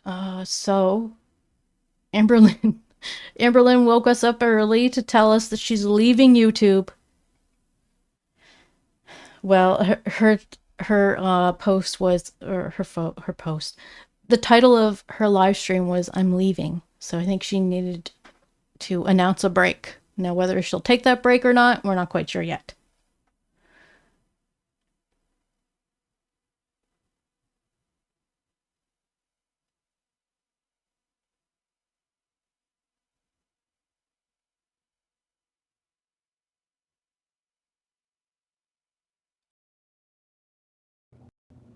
So I'm just waiting for more people to come in here. I guess it really doesn't matter. That's not always.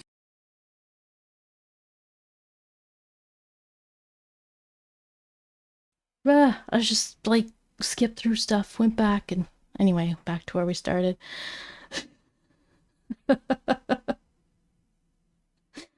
Drox, I can't. I explained at the first of the live stream that Amberlynn did 2 live streams last night.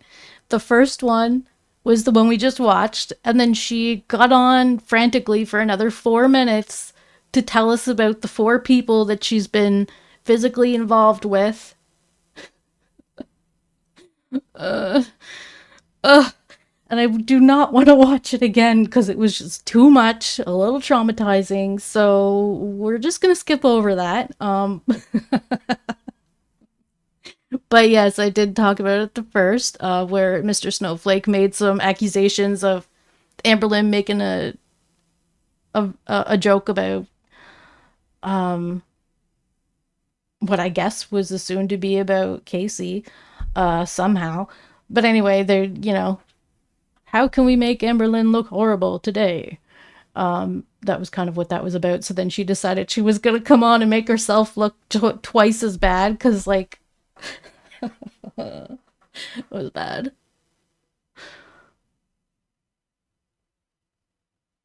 Drox, yeah, that's true. Yeah, I'm like, how can you, you know? But at the same time, I don't think I want to know how. I don't know what she means, and at this point, it's like she probably, I don't know why she would make it up, you know? It just seems like such a, what was going on? Well, like, it was in September of 2016 when this happened. And she had just moved to Kentucky, or not just, I guess.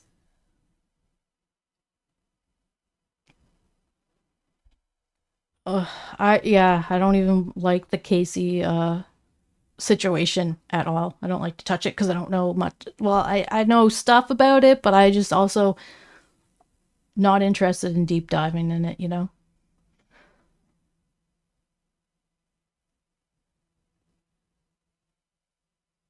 Oh, yeah, okay. I remember that kind of like yeah. Yeah. It's all so bad. But yeah, so I didn't want to watch that video. I'm not putting it out. I recorded it because, like, anytime she goes live and I'm doing something, I usually, like, run up to the computer and put it on, make sure I'm recording it. And I recorded that one, and I'm like, you know what? I don't even want to, like, watch that again. We'll kind of touch base on it, talk about it a little bit, but nah, I don't want to. And I gotta see now. I wonder if Amberlynn actually still has it on her YouTube. But yeah, she just wanted to confirm. She's only been with 4 people. Oh yeah, the 3-minute one. I will not let this rumor spin its own narrative. So if you want to check that out, that's on Amberlynn's on her live stream, but we're not gonna watch it right now. CommonSense, Kim! Hello! Oh my gosh, it's been so long. I'm so glad to see you.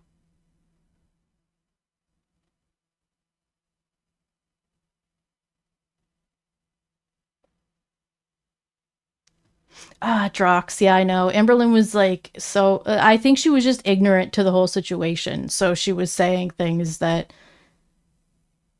maybe a 15-year-old would say, even though she's 16, like, you know. So, she's probably learned along the way. I think she's just ignorant to it and doesn't know how to explain it. Because, yeah, I watched a little bit of Mr. Snowflake's video where he touched on that one, and it was just like, all those old clips of her saying stuff, and it's so cringy, like, ugh.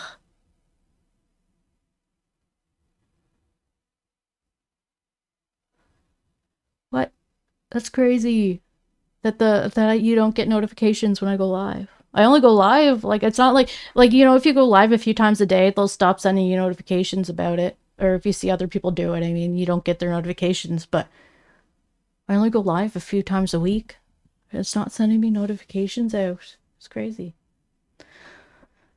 Okay, so all right, let's see what Amberlynn had to say this morning and why she's leaving.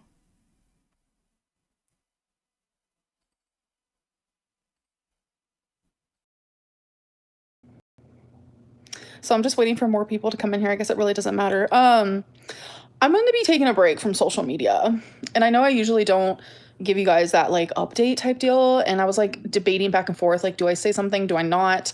And people get upset when I don't say something. Drox, yeah, that's true. That she doesn't really put in the effort to, like, self-reflect and maybe not say it again. It's more like defending it or saying it's misunderstanding, or instead of just like, oh shit, sorry, I said the wrong thing. I said the wrong word. You know, she could, like, you know, just say, like, it just kind of came out of my mouth and I wasn't really thinking, you know, 'cause it happens. You know, was she, like, it's a different thing if you're intentionally trying to hurt somebody with the meaning behind your words or whatever, but then there's the, like, oh shit, I said the wrong thing, I shouldn't have said that way, or, you know, and then apologize rather than, like, downplaying it, or, you know, like you said, not learning from it.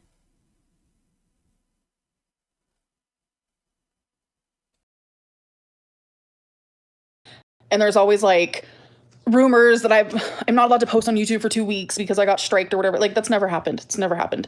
Anytime I've disappeared is my choosing. But this stuff with my aunt, like, is so crazy. Sorry for all the fur. Again, I was cuddling the babies. And this is also because Romeo likes to lay right here. And I'm just like, okay. And then I have to, like, hold my phone up super high to even, like, look at it or whatever I'm doing. Oh, he's coming again. So yeah, just this, like, whole thing with my aunt, like, is insane. It's like, she can speak her truth, but then the minute I speak mine, she's like, see you in court. And I'm like, I'm unwell. Yeah, she made a video, Tammie, and it was just, like, some quotes and stuff, but the last quote was like, see you in court. Aunt Tammie's coming for Amberlynn's money. But she wouldn't do that. She doesn't need it. I'm unwell. I'm genuinely unwell. I have had a slander, if you will, if we want to use that word. I've had slander happen to me for 12 years now on YouTube. Never sued a soul. And I'm telling you, the things that people have said about me has been crazy, like crazy. Things that aren't real, things that will never be real. I've never sued a soul. Never sued a soul. And it's hypocritical, and it's another way to silence me. And you know what? You won.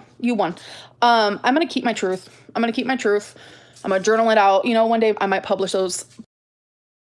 It's crazy how powerful it is just to threaten to sue someone.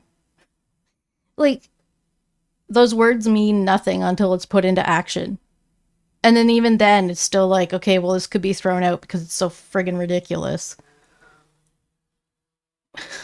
I don't know. It's just the thing people do is, I'm gonna sue you. Puppies. I know how bad so many people want to read my journal. So, it's just not worth it. It's not worth it to me anymore. You know what? I might see her in court. And the thing is, she's not going to win because there's nothing to win. A lot of people have taught me it's really hard to prove slander, etc., etc. I believe what I said is 100% true. So that is what I have to stand on and what I will stand on. But even before I found that out, which I found this out literally 5 minutes ago, I'm really glad that I have friends who got my back, if you will, for moments like this. Even before I found that out, I was talking to my friend and I said, I am going to take a break from YouTube because mentally, it's not worth it to me. It's not worth it. Thankfully, I have an amazing savings. I work for my money and I got it. Yeah, sometimes I got that shopping addiction going, you know what I'm saying? But I also know how to save my money. I'm responsible. And I need to just focus on me and my own. And the drama on YouTube is not worth it to me. The drama on YouTube is so otherworldly compared to like my actual true life.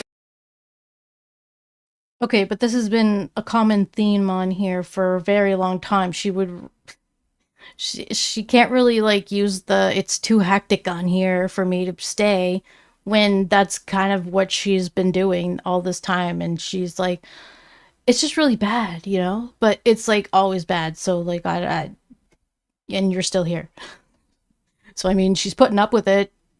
It's just, I guess sometimes she just needs to say she's taking a break from it because it's like, I'm leaving this time. No, for real, I'm leaving.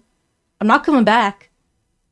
And then she's back like a day later with a new vlog. I'm back.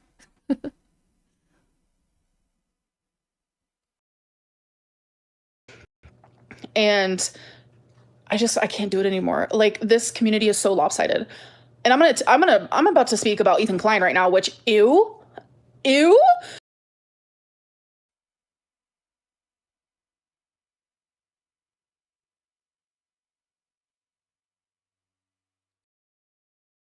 As you guys know, I've always loved H3. Oh, bitch. Not after some of the things that I have seen. Also, my friend told me. I'm like, what is actually happening? But it's like the same people who are... Yeah, Kim, she actually had permission. She said she was allowed to say whatever she wanted. Because, like, of course, I think that the cousin probably knew that that was going to be put out there.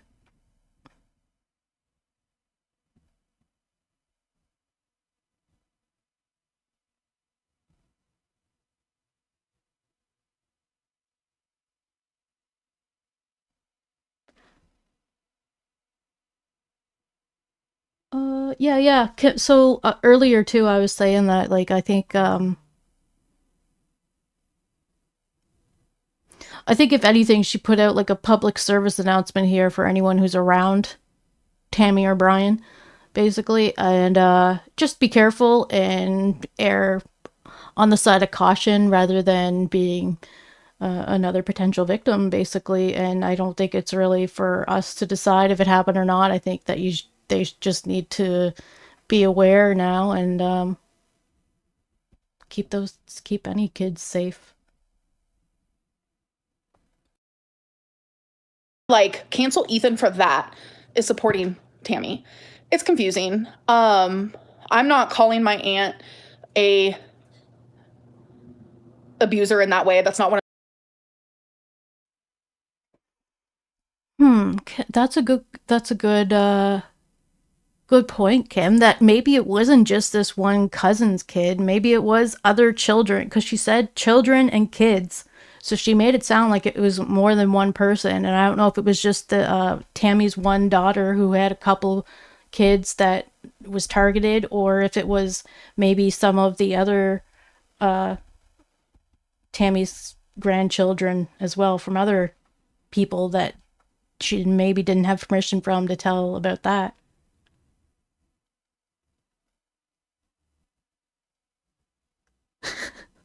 She is like, yeah, a known exaggerator, so that's kind of what makes this difficult to well, you know, we're just listening to it. There's nothing we can really do about it or anyone going to court, but it's up to like it's up to them to do what they got to do for their situation. But you know, you can look at it, and if you're looking at it, you're like, what would I do, kind of thing, and then maybe practice that in your own life. Like when you're looking at these situations where like, well, I don't want to be Tammie. How can I not be like Tammie if she's, you know, staying with someone who's got these accusations?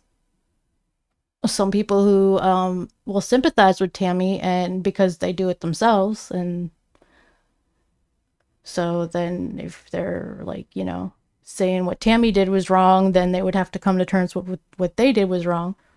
So like there's kind of those kind of sympathizers that want to try to believe it's not, or say it's not true, but like it's so opposite. Like we should try to be helping the victims more than perpetrators, but we're so worried about not wanting to put the perpetrator in this bad light that we're blaming victims or questioning victims. And it depends on the person, right? Whereas Amberlynn, we can kind of guess that like most of the things she says probably not the straight truth, and especially the things that we like really question about, but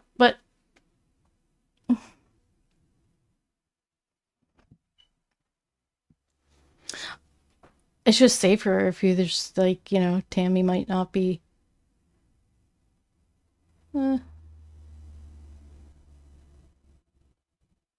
yeah, it's just like the way that Amberlynn's presenting it too as a weapon didn't really help.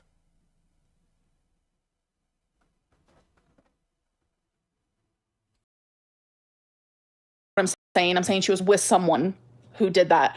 And it is what it is. Like I'm only using my voice for other people abuse her in that way. That's not what I'm saying. I'm saying she was with someone who did that. See, that's how Amberlynn gets these mixed up. How, like, she said she was with someone who did that. Like, so now are you saying it was the previous guy? Like, this is how things get messed up when Amberlynn doesn't keep her story straight, and then we have to guess. That's very frustrating, because then we're just like, okay, well, you just said that she decided to stay with this person after this happened, and the whole family was there. Oh my god, like, the whole thing is just so complicated. And it just makes it more complicated when Amberlynn isn't telling the same story. And it is what it is. Like I'm only using my voice for other people's voices that weren't able to be used. And if my aunt is Maximus, oh yeah, for sure. It'd be Amber that might be stretching the story, you know, not the kids, but it was just used as a weapon for Tammie, or against Tammie at this point. Amberlynn didn't really go into detail, but it's also not her story to tell, you know? So it makes sense that she wouldn't go into detail.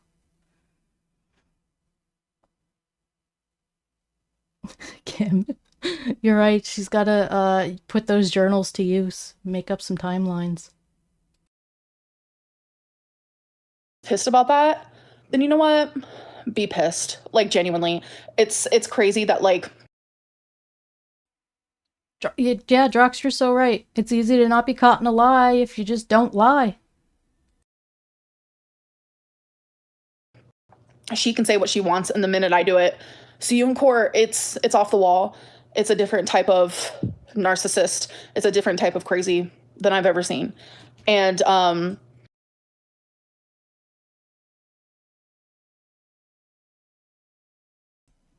in the video we just watched with Tammie and Jordie, Tammie said that what button could Amberlynn press that would have me go off on her again? And I think she said it from her mom, like she was saying this to her mom, grandma. So they decided that it was probably Brian. And I'm like, well, what skeletons does he have that she can talk about? And she pulls out a bomb.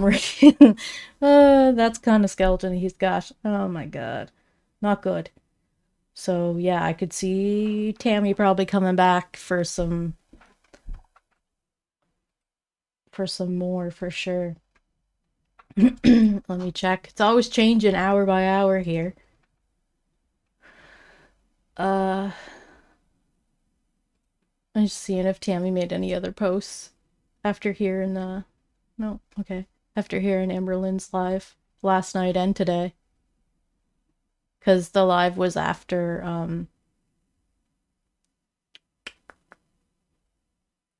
the live that Amberlynn did was after Tammie had the conversation with Jordie. Oh, Kim, you're so right. Like, she's taken on Alexa's vocal quirks and Rosie's word salad and mannerisms. I don't really know Rosie, so I don't know. But, like, yeah, you can always tell that when Alexis is around.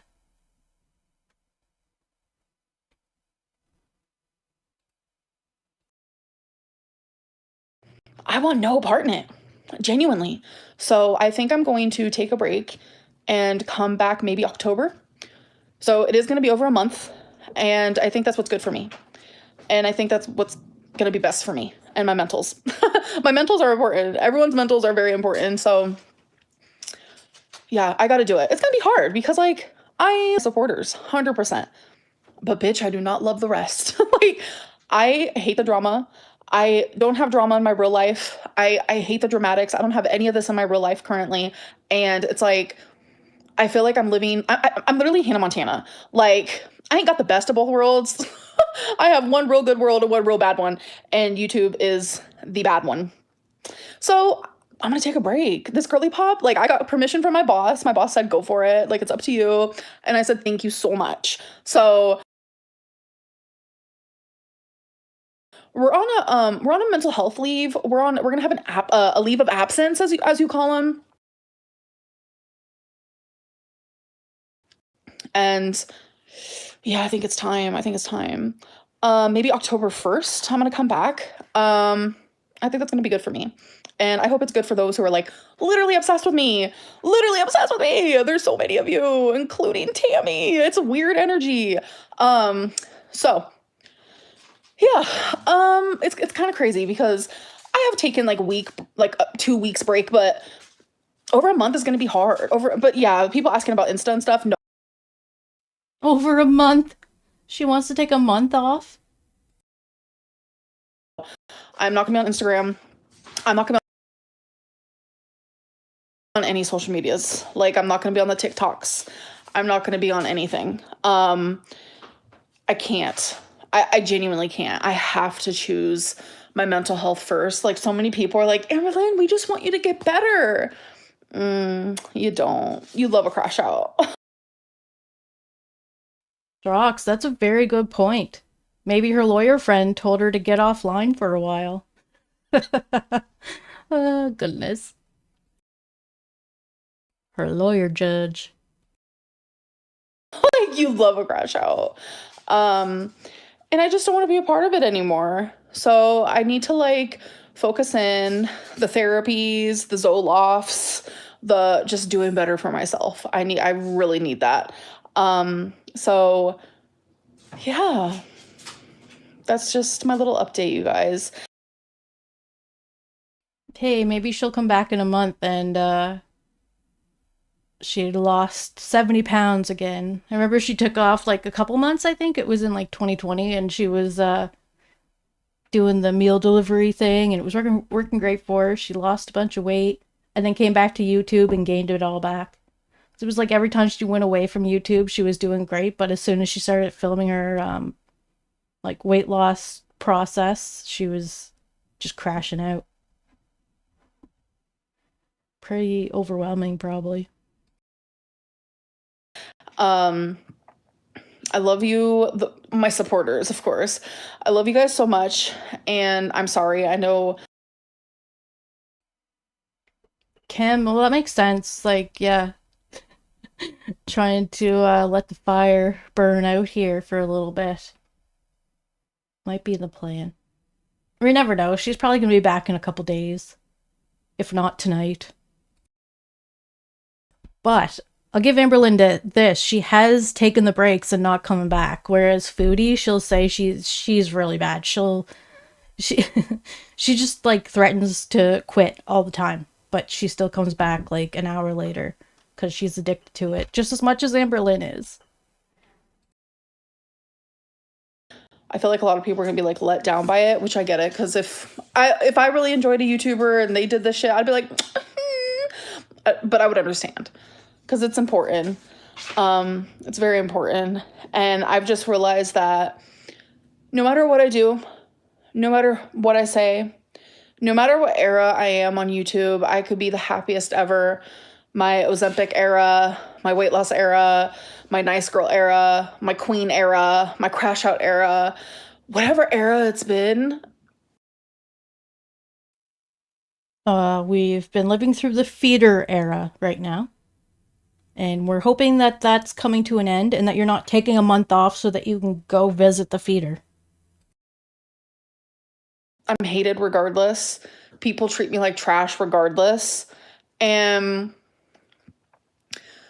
bad things can happen to those who get treated like this constantly. And I'm done putting myself kind of in that position. And I hope with this month of Amberlynn kind of just like leaving social media, I hope that maybe some people can also sit back and be like, you know what? Maybe I am a little too harsh with Amberlynn. Like, I get that all the time. I get so many DMs of people like, I'm sorry, I realize reaction channels are shit. Like, Girl World is insane. They're hypocrites. Like, I get those. I get the apologies. I get all of that. And I love it, but it's like, I wish more people could see that and be like that, because it's a fucking lot. It is genuinely a lot. And people who dissect every last little drop of my life, the people. Kim, what do you mean she's still talking to Emily? Amber gave her glowing reviews. When did that happen? People who are making that okay are reaction channels. The people who almost like entice, I don't know if that's the word for it, but like entice harassment and bullying and like just this nonsense of it all is reaction channels. It was never this bad before, but as reaction channels get more. Before what? Before you started dating someone who really doesn't want you to be like breathing anymore? Ugh.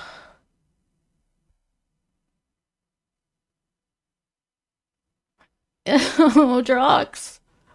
I'm not even reading that.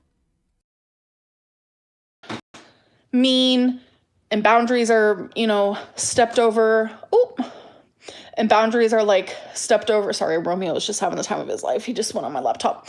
Oh, Kim. Yeah, well, I think she's still infatuated with the thought of Emily, but probably knows that it's not really gonna work.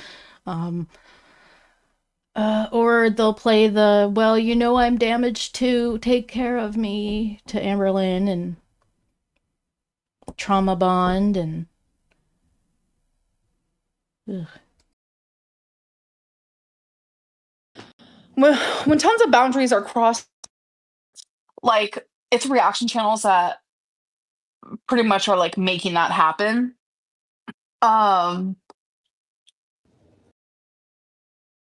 It's It's so funny. She always blames the reaction channels, like as if people are sheep and they just want to follow the hate train rather than making their own choices about things or looking into different perspectives of, like, you know, both sides of the conversation. Like, we're not just watching Aunt Tammy, we're watching Amberlynn's reactions to it as well. So it's not like we're not taking what Amberlynn's saying into consideration, because we're getting her side of it.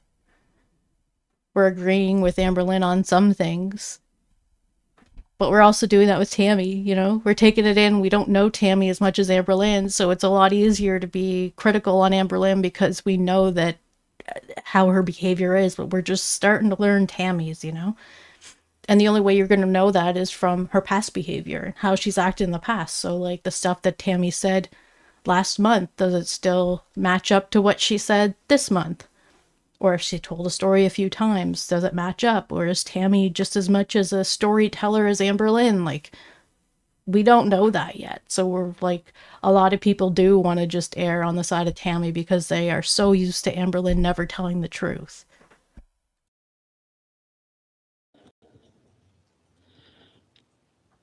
Are we still here? Sorry, I was trying to unplug this. And it's just a lot because it's communities of people who, like, yay, reaction channels, but, like, we hate Amberlynn. Like, it is. Cameo, she did the same thing with Beck too, and Crystal. I mean, she was in the Walmart scooters with Crystals, blaming it on her foot. So, I mean, it wasn't. She was something that she's learned behavior of constantly needing help. Her destiny would call it Amberlynn being dainty. So fucking weird to me, and it's just a lot. And, you know, one person can only take so much, genuinely. And the whole thing just fucking sucks. But what's great about life is that people can move on. And if I decide in this month that YouTube is no longer for me, then YouTube is no longer for me, because I am capable of moving on, doing better. I just have to decide that for myself. But yeah, I have genuinely been rambling. And for those of you who are like, hashtag clear Casey's name, it's because of my aunt. And guess what? Isn't that slander? Okay, well, maybe it's because of your aunt that it's coming up again, but this has always been a thing. Kim, yes, I remember you telling me that before, that you have experience with someone like Amberlynn. Isn't that slander? Because what happened with Casey is real. What happened with Casey is true. Everything I said about Casey is 100% true. And my aunt is saying the opposite of that. So wouldn't that be slander? Wouldn't that be slander? Yes, it would be. Saying things that aren't true and aren't real, isn't that slander? What my aunt is saying, go to court for, like, it genuinely. My aunt has decided to dance with the devil. She's also supposed to be a Christian woman.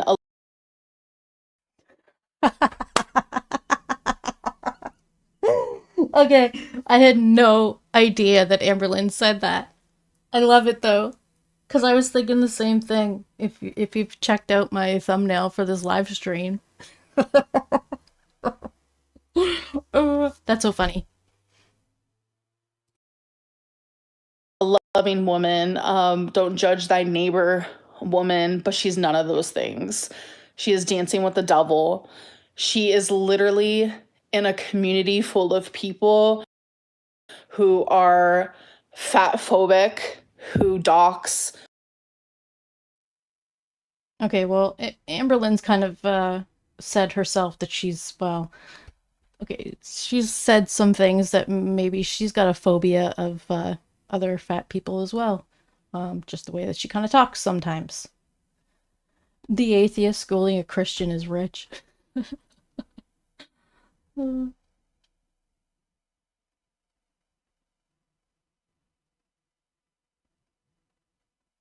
Maximus, have a good day. Be safe with that stuff. Who harass, who bully, who have Bully. I like bully. Disrespectful. literally told me to kill myself. I can't even tell you how. Oh wait, no, she in a recent video that I was watching that I was working on from the May 2018 timeline, she actually said that she's not atheist, she's agnostic. Because she said egg. So, like, yeah, I remember that. She's agnostic. Times, who have laughed at my body, who have made fun of me, who have joked about me dying. That's the community that she is placing herself in. Joked about her dying. All I can think of is Emily being a joke.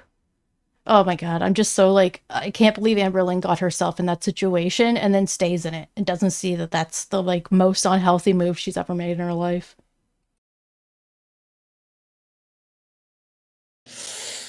That's dancing with the devil, honey. Yeah, Drox, I mean, especially because everyone else says it too. Just because Aunt Tammy says it doesn't really mean it's slander. And I'm personally not going to be a part of it. I never have, and I never ever will be. And like, I always come on and I'm in such a positive, happy headspace, and then some bullshit happens because it's drama that this community gives me, and it's drama that my aunt is giving me, and then I react to. They're giving her drama, so she has to take the drama. I mean, she could just like ignore it and just keep doing her vlogs and not talk about it, but she decided to come live and start talking about it and feeding the negativity that is her aunt at this point. As someone who does have BPD, so I act kind of extra sometimes, like, and then I'm the one who's to blame. It doesn't make sense. It does not make sense. Like, it never will be. It never will be something that makes sense at all, ever, in a million years. I see the hearts, you guys. Thank you so much. Like, it means the world to me. You have no idea. The support and I mean, some of them could be hurting the fact that she says she's leaving. it's just like, I feel bad for the people who genuinely are here to like just support me. And it kind of low-key sucks because I feel like I'm punishing them, but it's like, I can't just make content for them because I want space genuinely away from the people who would rather see me, like, no tea, no shade. This is gruesome, but you'd rather see me in a coffin. There are people who message me that constant. Like, What? I mean, inpatient in a hospital getting help, but in a coffin? Okay, they're just angry at themselves. My god, who has the time to say that shit? Like, you're just watching Amberlynn. If she makes you that angry, there's something going on in your life, not hers. you guys, like, there's as much love as I get in my DMs, I get some crazy stuff in my DMs as well. And people support that. People support the fat phobia, the horrific things that are said to me, because it's a community of people who are not happy with themselves. It's a community.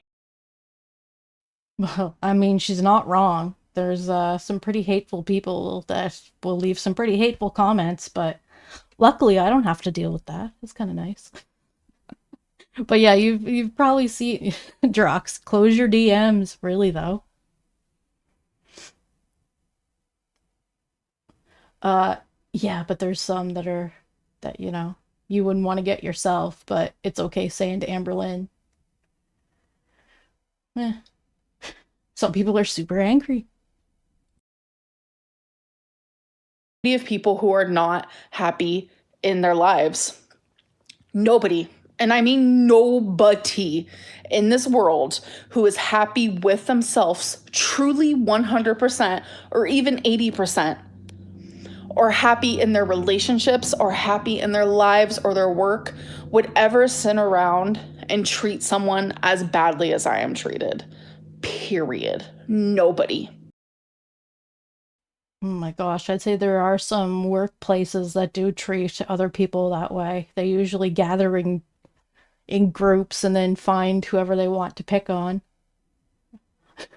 Remember, like, in high school, no, junior high, when, like, you'd have a group of friends and there was, like, a couple of them that were, like, always in the group, and they would choose which person they were mad at that week.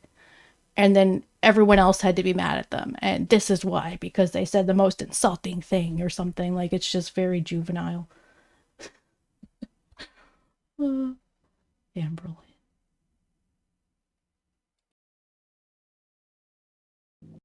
And I'm talking about every reaction channel out there as well. They are miserable people. There are people who act like they're perfect, but the thing is, their shit just haven't seen the light of day. Well, yeah, she's right. But that's because we're not putting it all out there, you know? Obviously, everyone's got their issues. Some are just a little bit more unhinged than others, you know?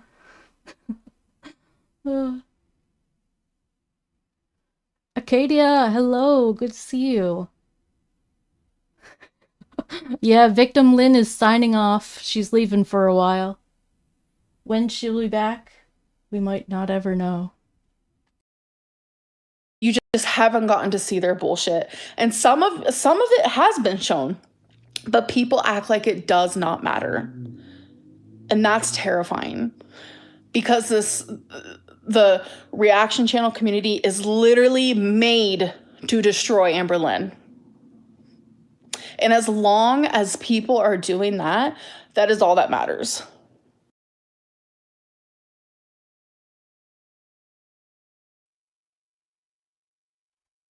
Drox.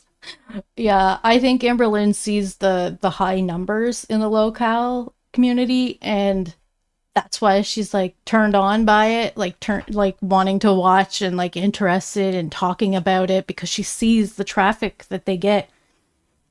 But it's not good. It's not good attention, you know? It's definitely negative. So you don't want to be I don't think she wants to join up in that with that group, because there probably are more. Well, there is people. There are. I was gonna say there are people in that group that have definitely done a lot worse than Amberlynn, but it's still not something that she probably wants to be part of. But she, you know, talks about it, but doesn't understand that that's kind of the same. Like, you're just gonna get even more, like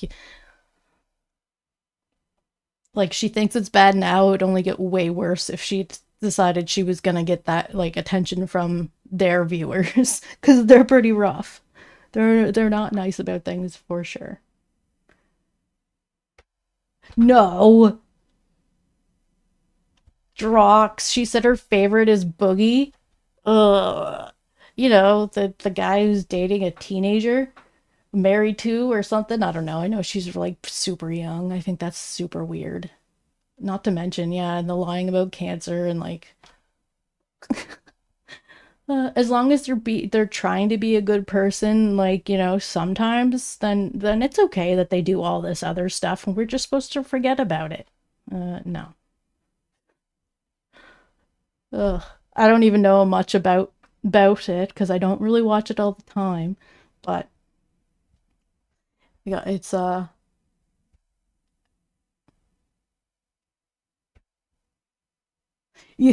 Kim, you're so right. She wouldn't be able to ignore or handle all the negative comments, and it would be really bad.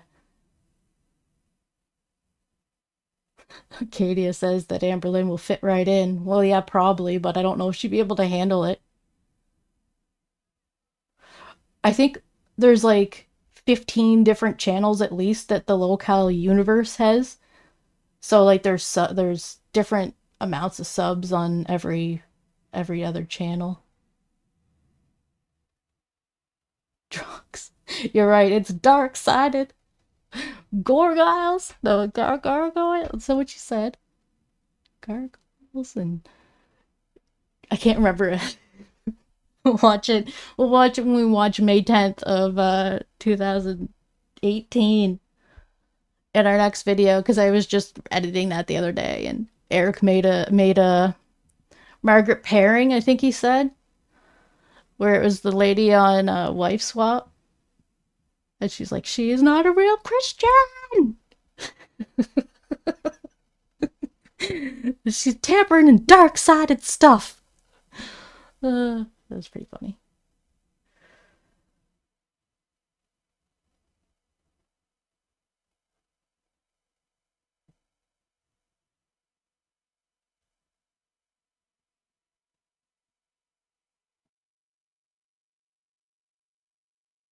Oh yeah, Kim, I think Boogie had to get like a tattoo on his face that said liar or something, didn't he? In order to be redeemed in the eyes of the local universe.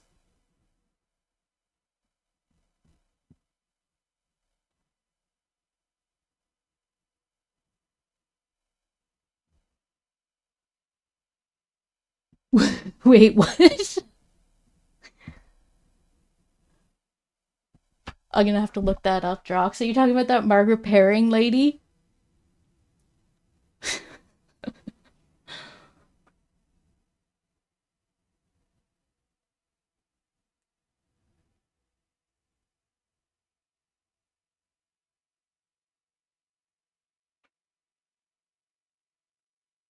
No, oh gosh, she feels like Shani is her sis. I think Chantal and Shani had gotten into it before. Well, I know Chantal has a friend named Shannon, but I think like the Shani for Christ lady got in a fight with Foodie for a while or something.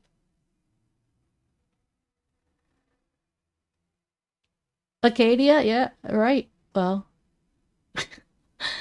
Amberlynn's got some loosey-goosey rules when it comes to, you know, that stuff. It's okay that someone's like, 15 years younger than you. It's fine. There's no kind of like power struggle there going on at all. No.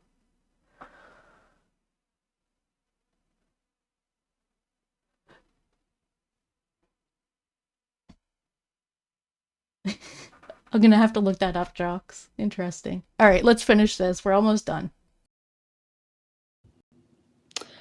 And I simply just don't want to be a part of it. I don't want to be a part of it. And that means I have to remove myself because the haters aren't going to remove themselves. The reaction channels won't remove themselves. I have to do that. I have to do that. And it's the best thing I can do for myself, for my mom, for my fur babies. Like, I genuinely feel like, deep down at my core, I'm this bubbly, happy, positive person. But anytime YouTube is involved, that side of me just disappears. And I know people who love me can tell. Oh, Romeo's laying on my leg. And it's sad. Acadia, that makes sense. I think Shani took a break, didn't she? I just heard, I think, that she came back, so I'm not quite sure. Because I don't really watch Shani, I just know the name.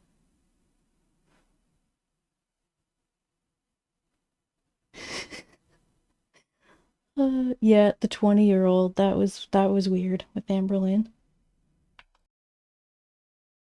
Because I was watching Yo Mama, right? And I've never watched, like, I don't agree with Shani, anything about Shani. Oh my goodness, okay. This is the part that she says that then. Ugh. But your mama was reacting to something that Shani said. And Shani said something about me. Shani said that the haters on YouTube made me not even half as the person that I once was.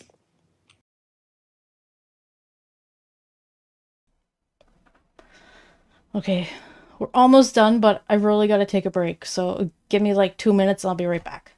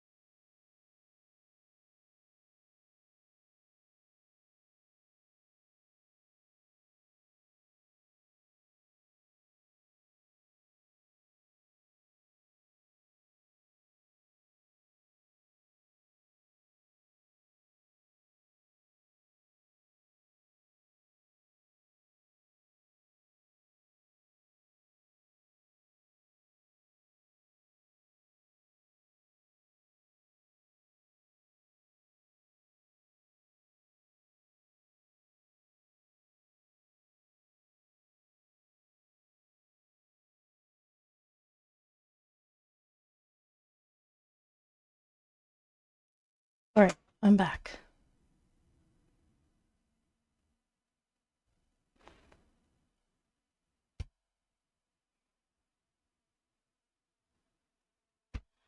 Drox. That's so funny. I didn't understand. Or I didn't understand. I didn't know that.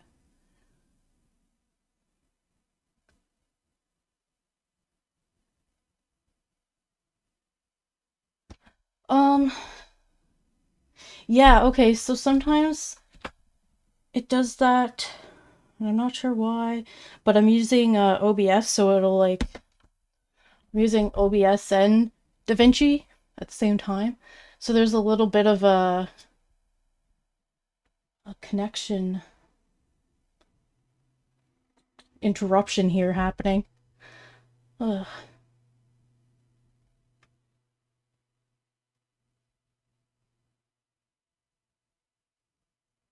It's dropped frames, it says. So yeah, that sucks. Sometimes you have to like refresh it, I guess. Ugh. YouTube. Okay, let's finish this off. And when she said that, I literally had to pause the video and I was like, fuck, that's genuinely true. Like, the way that I'm treated has genuinely destroyed me. And I'm not the person I once was. I'm not. Like, I'm not who I'm meant to be. Because of all the hate, one person can only genuinely take so much. Well, this is what you decided to do for your career. This is your job. This is what you wanted to do for money. And you saw what was happening and you kept going with it. And this is where we're at. And like, she'd be so lost if she didn't have the money she has with the YouTube. Like, what is she gonna do? She says she has savings, but like, that's only gonna last so long. And then what? She's gonna come back to YouTube to try to make some more money again? Like,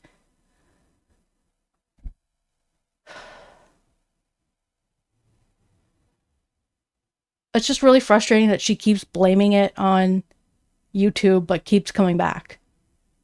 Like, she's basically asking for it. And then gets mad when she gets it.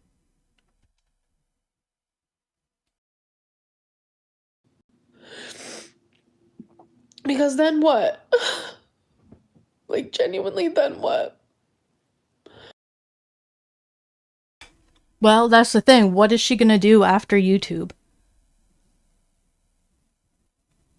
You know, it's funny because when I was working on the 2018 timeline, Beck was talking about how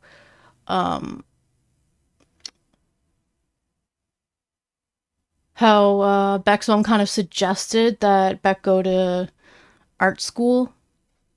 And I was thinking, wow, wouldn't that have been something great that maybe Amberlynn's money could have went towards? Was like getting one of them, at least, an education. Because like Beck got real into art over the last, or well, not the last, but we just see in 2018 when the art starts. But then over the years, Beck's art got better, and Beck was working on art all the time. So I mean, it was just kind of like, would make sense even to do an online course of something. Like, it's got to be better than counting popsicle sticks. I mean.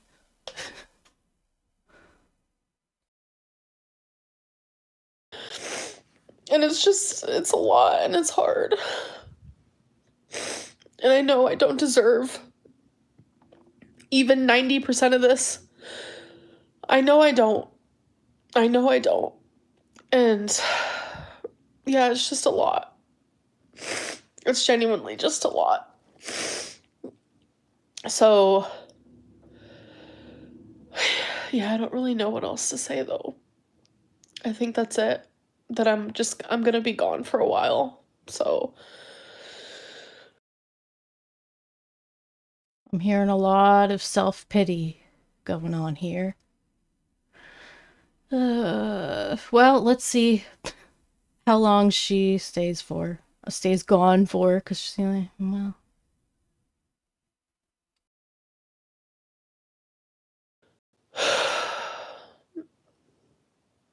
and I think during that time, I'm going to focus very hard on the right things instead of the wrong things. Because that's important to me. Does Amberlynn know right from wrong, though?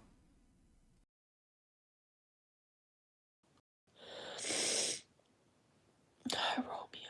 Little Ro-Ro. Yeah. Kim, exactly, like, she doesn't understand, like, she literally trolls and then wonders why people call her out on it. I feel like that's part of her troll.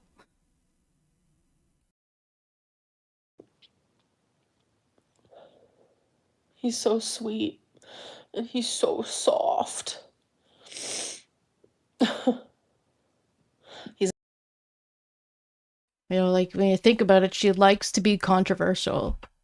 Like, not as much as Foodie, who actually has, like, a complex where she has to go against the grain. But, like, Amberlynn wants things, like, you know, she puts out videos like, my aunt hates me because I'm fat, or why the Bible is BS, and, you know, just stuff like that she wants people to be enraged about, click on, and then comment. And, like, you know, she's pretty open about doing the clickbait titles and thumbnails. He's in a playful mood, so he's playing with my hand. That's why I have scratches on my hand, by the way. See? That was from like 2 days ago. Wait, what? Amber took an online psychology course when she was with Jade, but she dropped out because it was actually a philosophy class. That's weird. How would she even do that? Like, just one course. I almost think it was like research for weight loss surgery or something.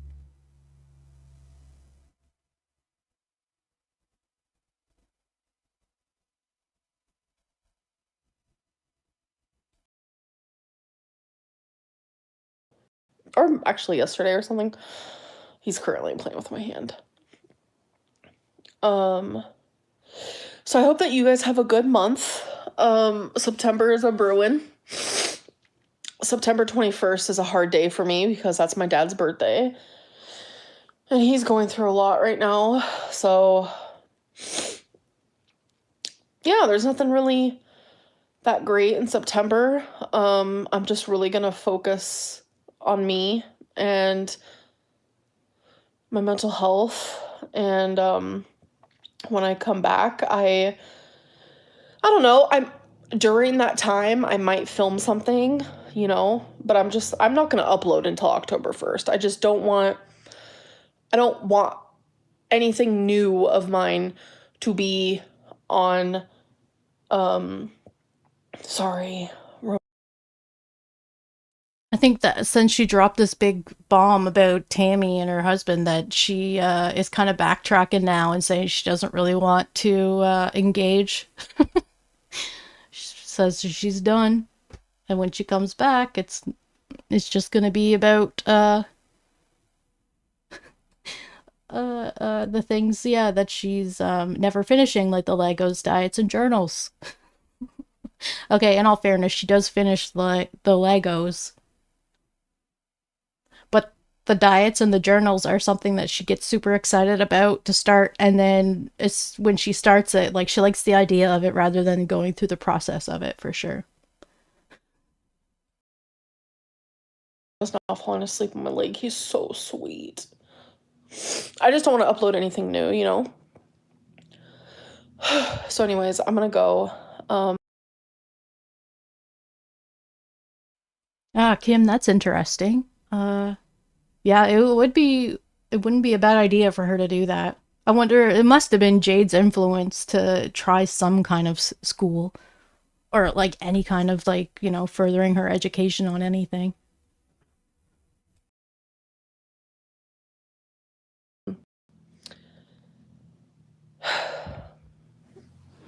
Bye.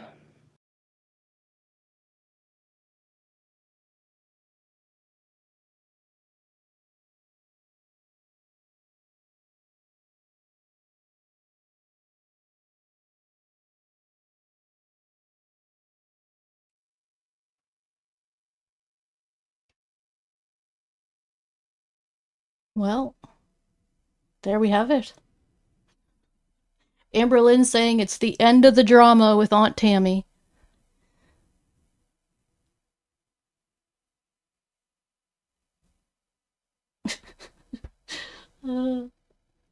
Yeah, Kim, I don't even know why she got another pet.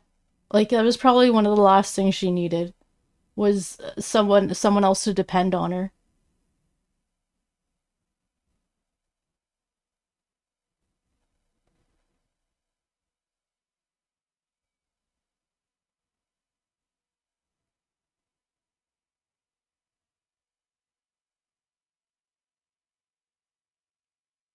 Well, I mean, at least she took Wasabi to finally go to the groomers.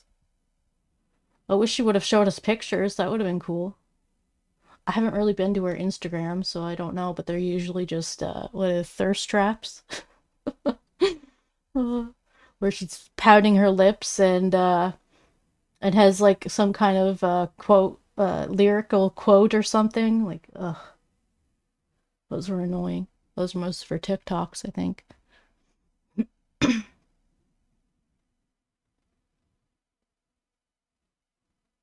Well, I think she said Twinkie had some kind of like kidney issue, but it wasn't serious or something like that. There was something going on with Twinkie that she had to be a little bit more cautious about.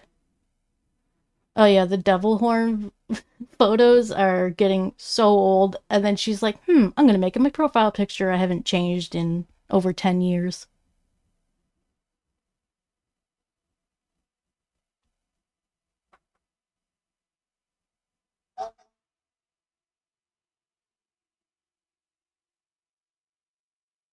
Yeah, it's kind of sad that, like, she has the resources to, like, actually help her pets, but just doesn't take the steps to do it sometimes. But she seems to be getting better at it than she was, for sure. Of, like, actually going through with appointments and making them, and, you know, keeping the appointments.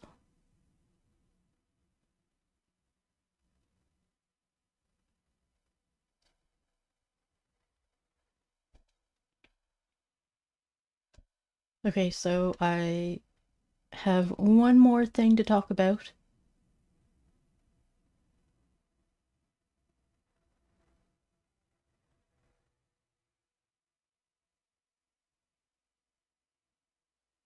Oh, interesting. Drox didn't even check.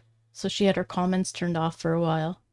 Yeah, she kind of does that when she's going through stuff. I remember when in September when the stuff was going on with Casey in 2016, she was like, I don't want to have the comments on. I'm turning them off. And she was like back and forth. In October, she was like, I'm doing Vlogtober, and then got upset halfway through the month and took another week off, and then she came back to finish it off. Like, so she's all up and down with you know, and when there's stuff going on, she likes to kind of exactly, okay, yeah, she doesn't want to face the music.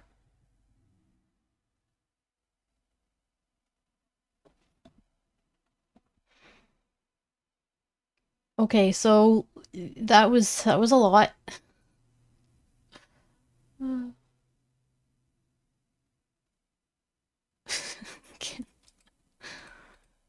So we're gonna end on like a little happy note here.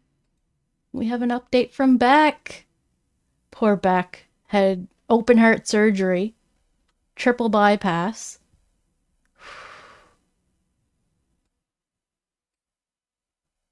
My goodness. I think Beck's really getting like the dealing with the consequences of being with Amberlynn almost.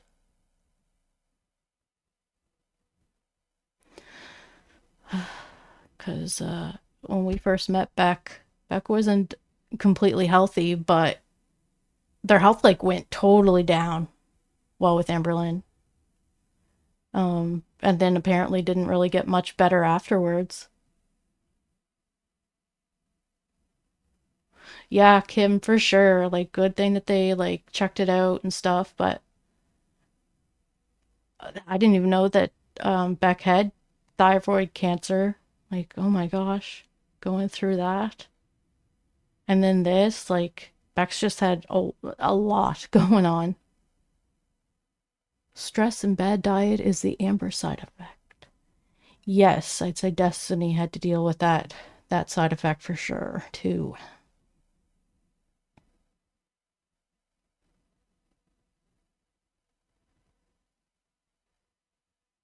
Kim, I wonder if it was more.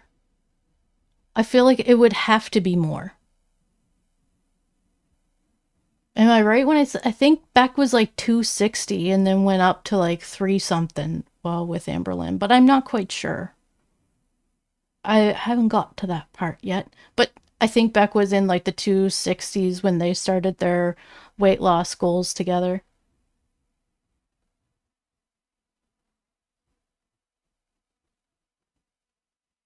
Okay, so I'm going to read this post that Beck made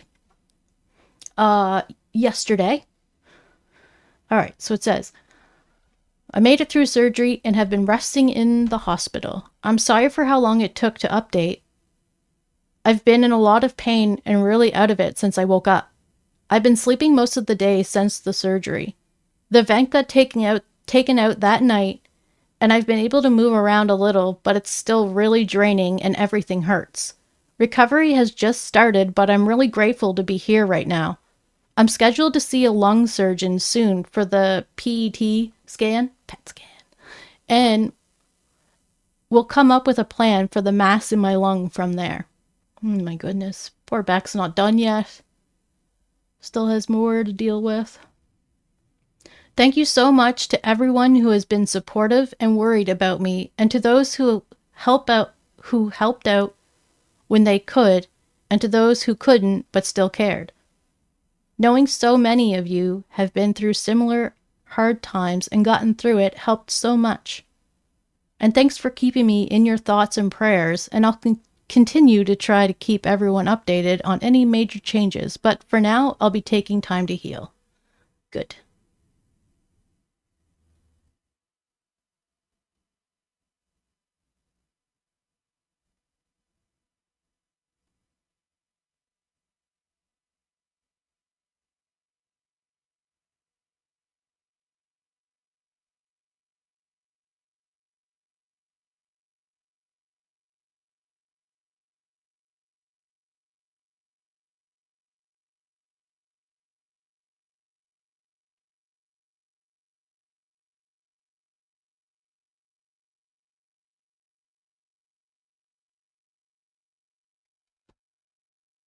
All right. Well, that's it. We made it through. All right.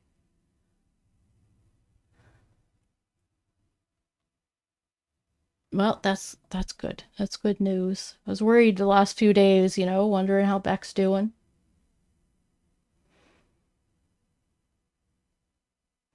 I guess we'll have to wait and see when Amberlynn comes back. I feel like if Tammie goes live again and has more to say, that Amberlynn's gonna be like, okay, well, I said I'm done, but I'm not, because Tammie crossed the line and it made me feel the need to jump on here and explain myself again.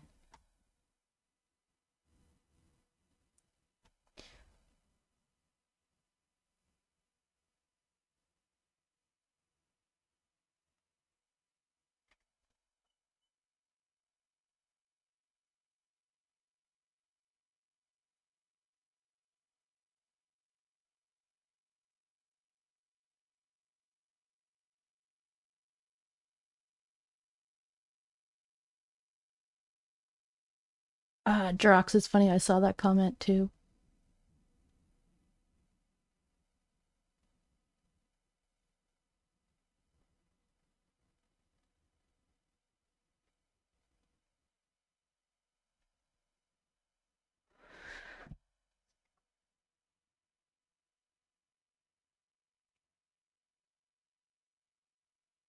All right, well, I think I am going to put this on Daily Motion, because I put the other ones on there as well, so gives you both sides of the conversation at least. So like, instead of just watching one on one channel, another on another, you get like the whole, this is the conversation that Tammie had, and then this is the one that Amberlynn had, and then there's a couple screenshots from the post that Tammie posted.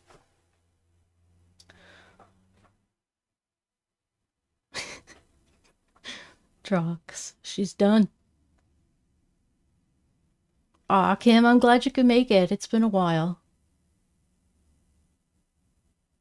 Yeah, okay, so I'm gonna put this on Daily Motion, and I also have the other videos that I'm gonna cover. Well, it's Friday, so I was gonna say this week, but maybe this weekend. We'll see how it goes. But I have what was I on? The 6th, so 7, 8, and 9. Yeah, so those are the 7th, the 8th, and the 9th of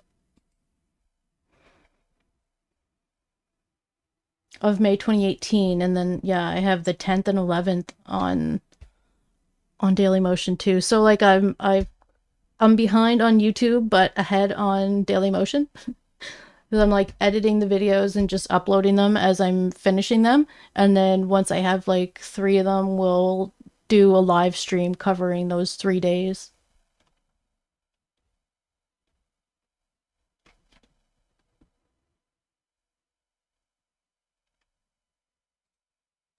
So yeah, that was fun hanging out with you guys. It's always great. And I guess I'll be back soon.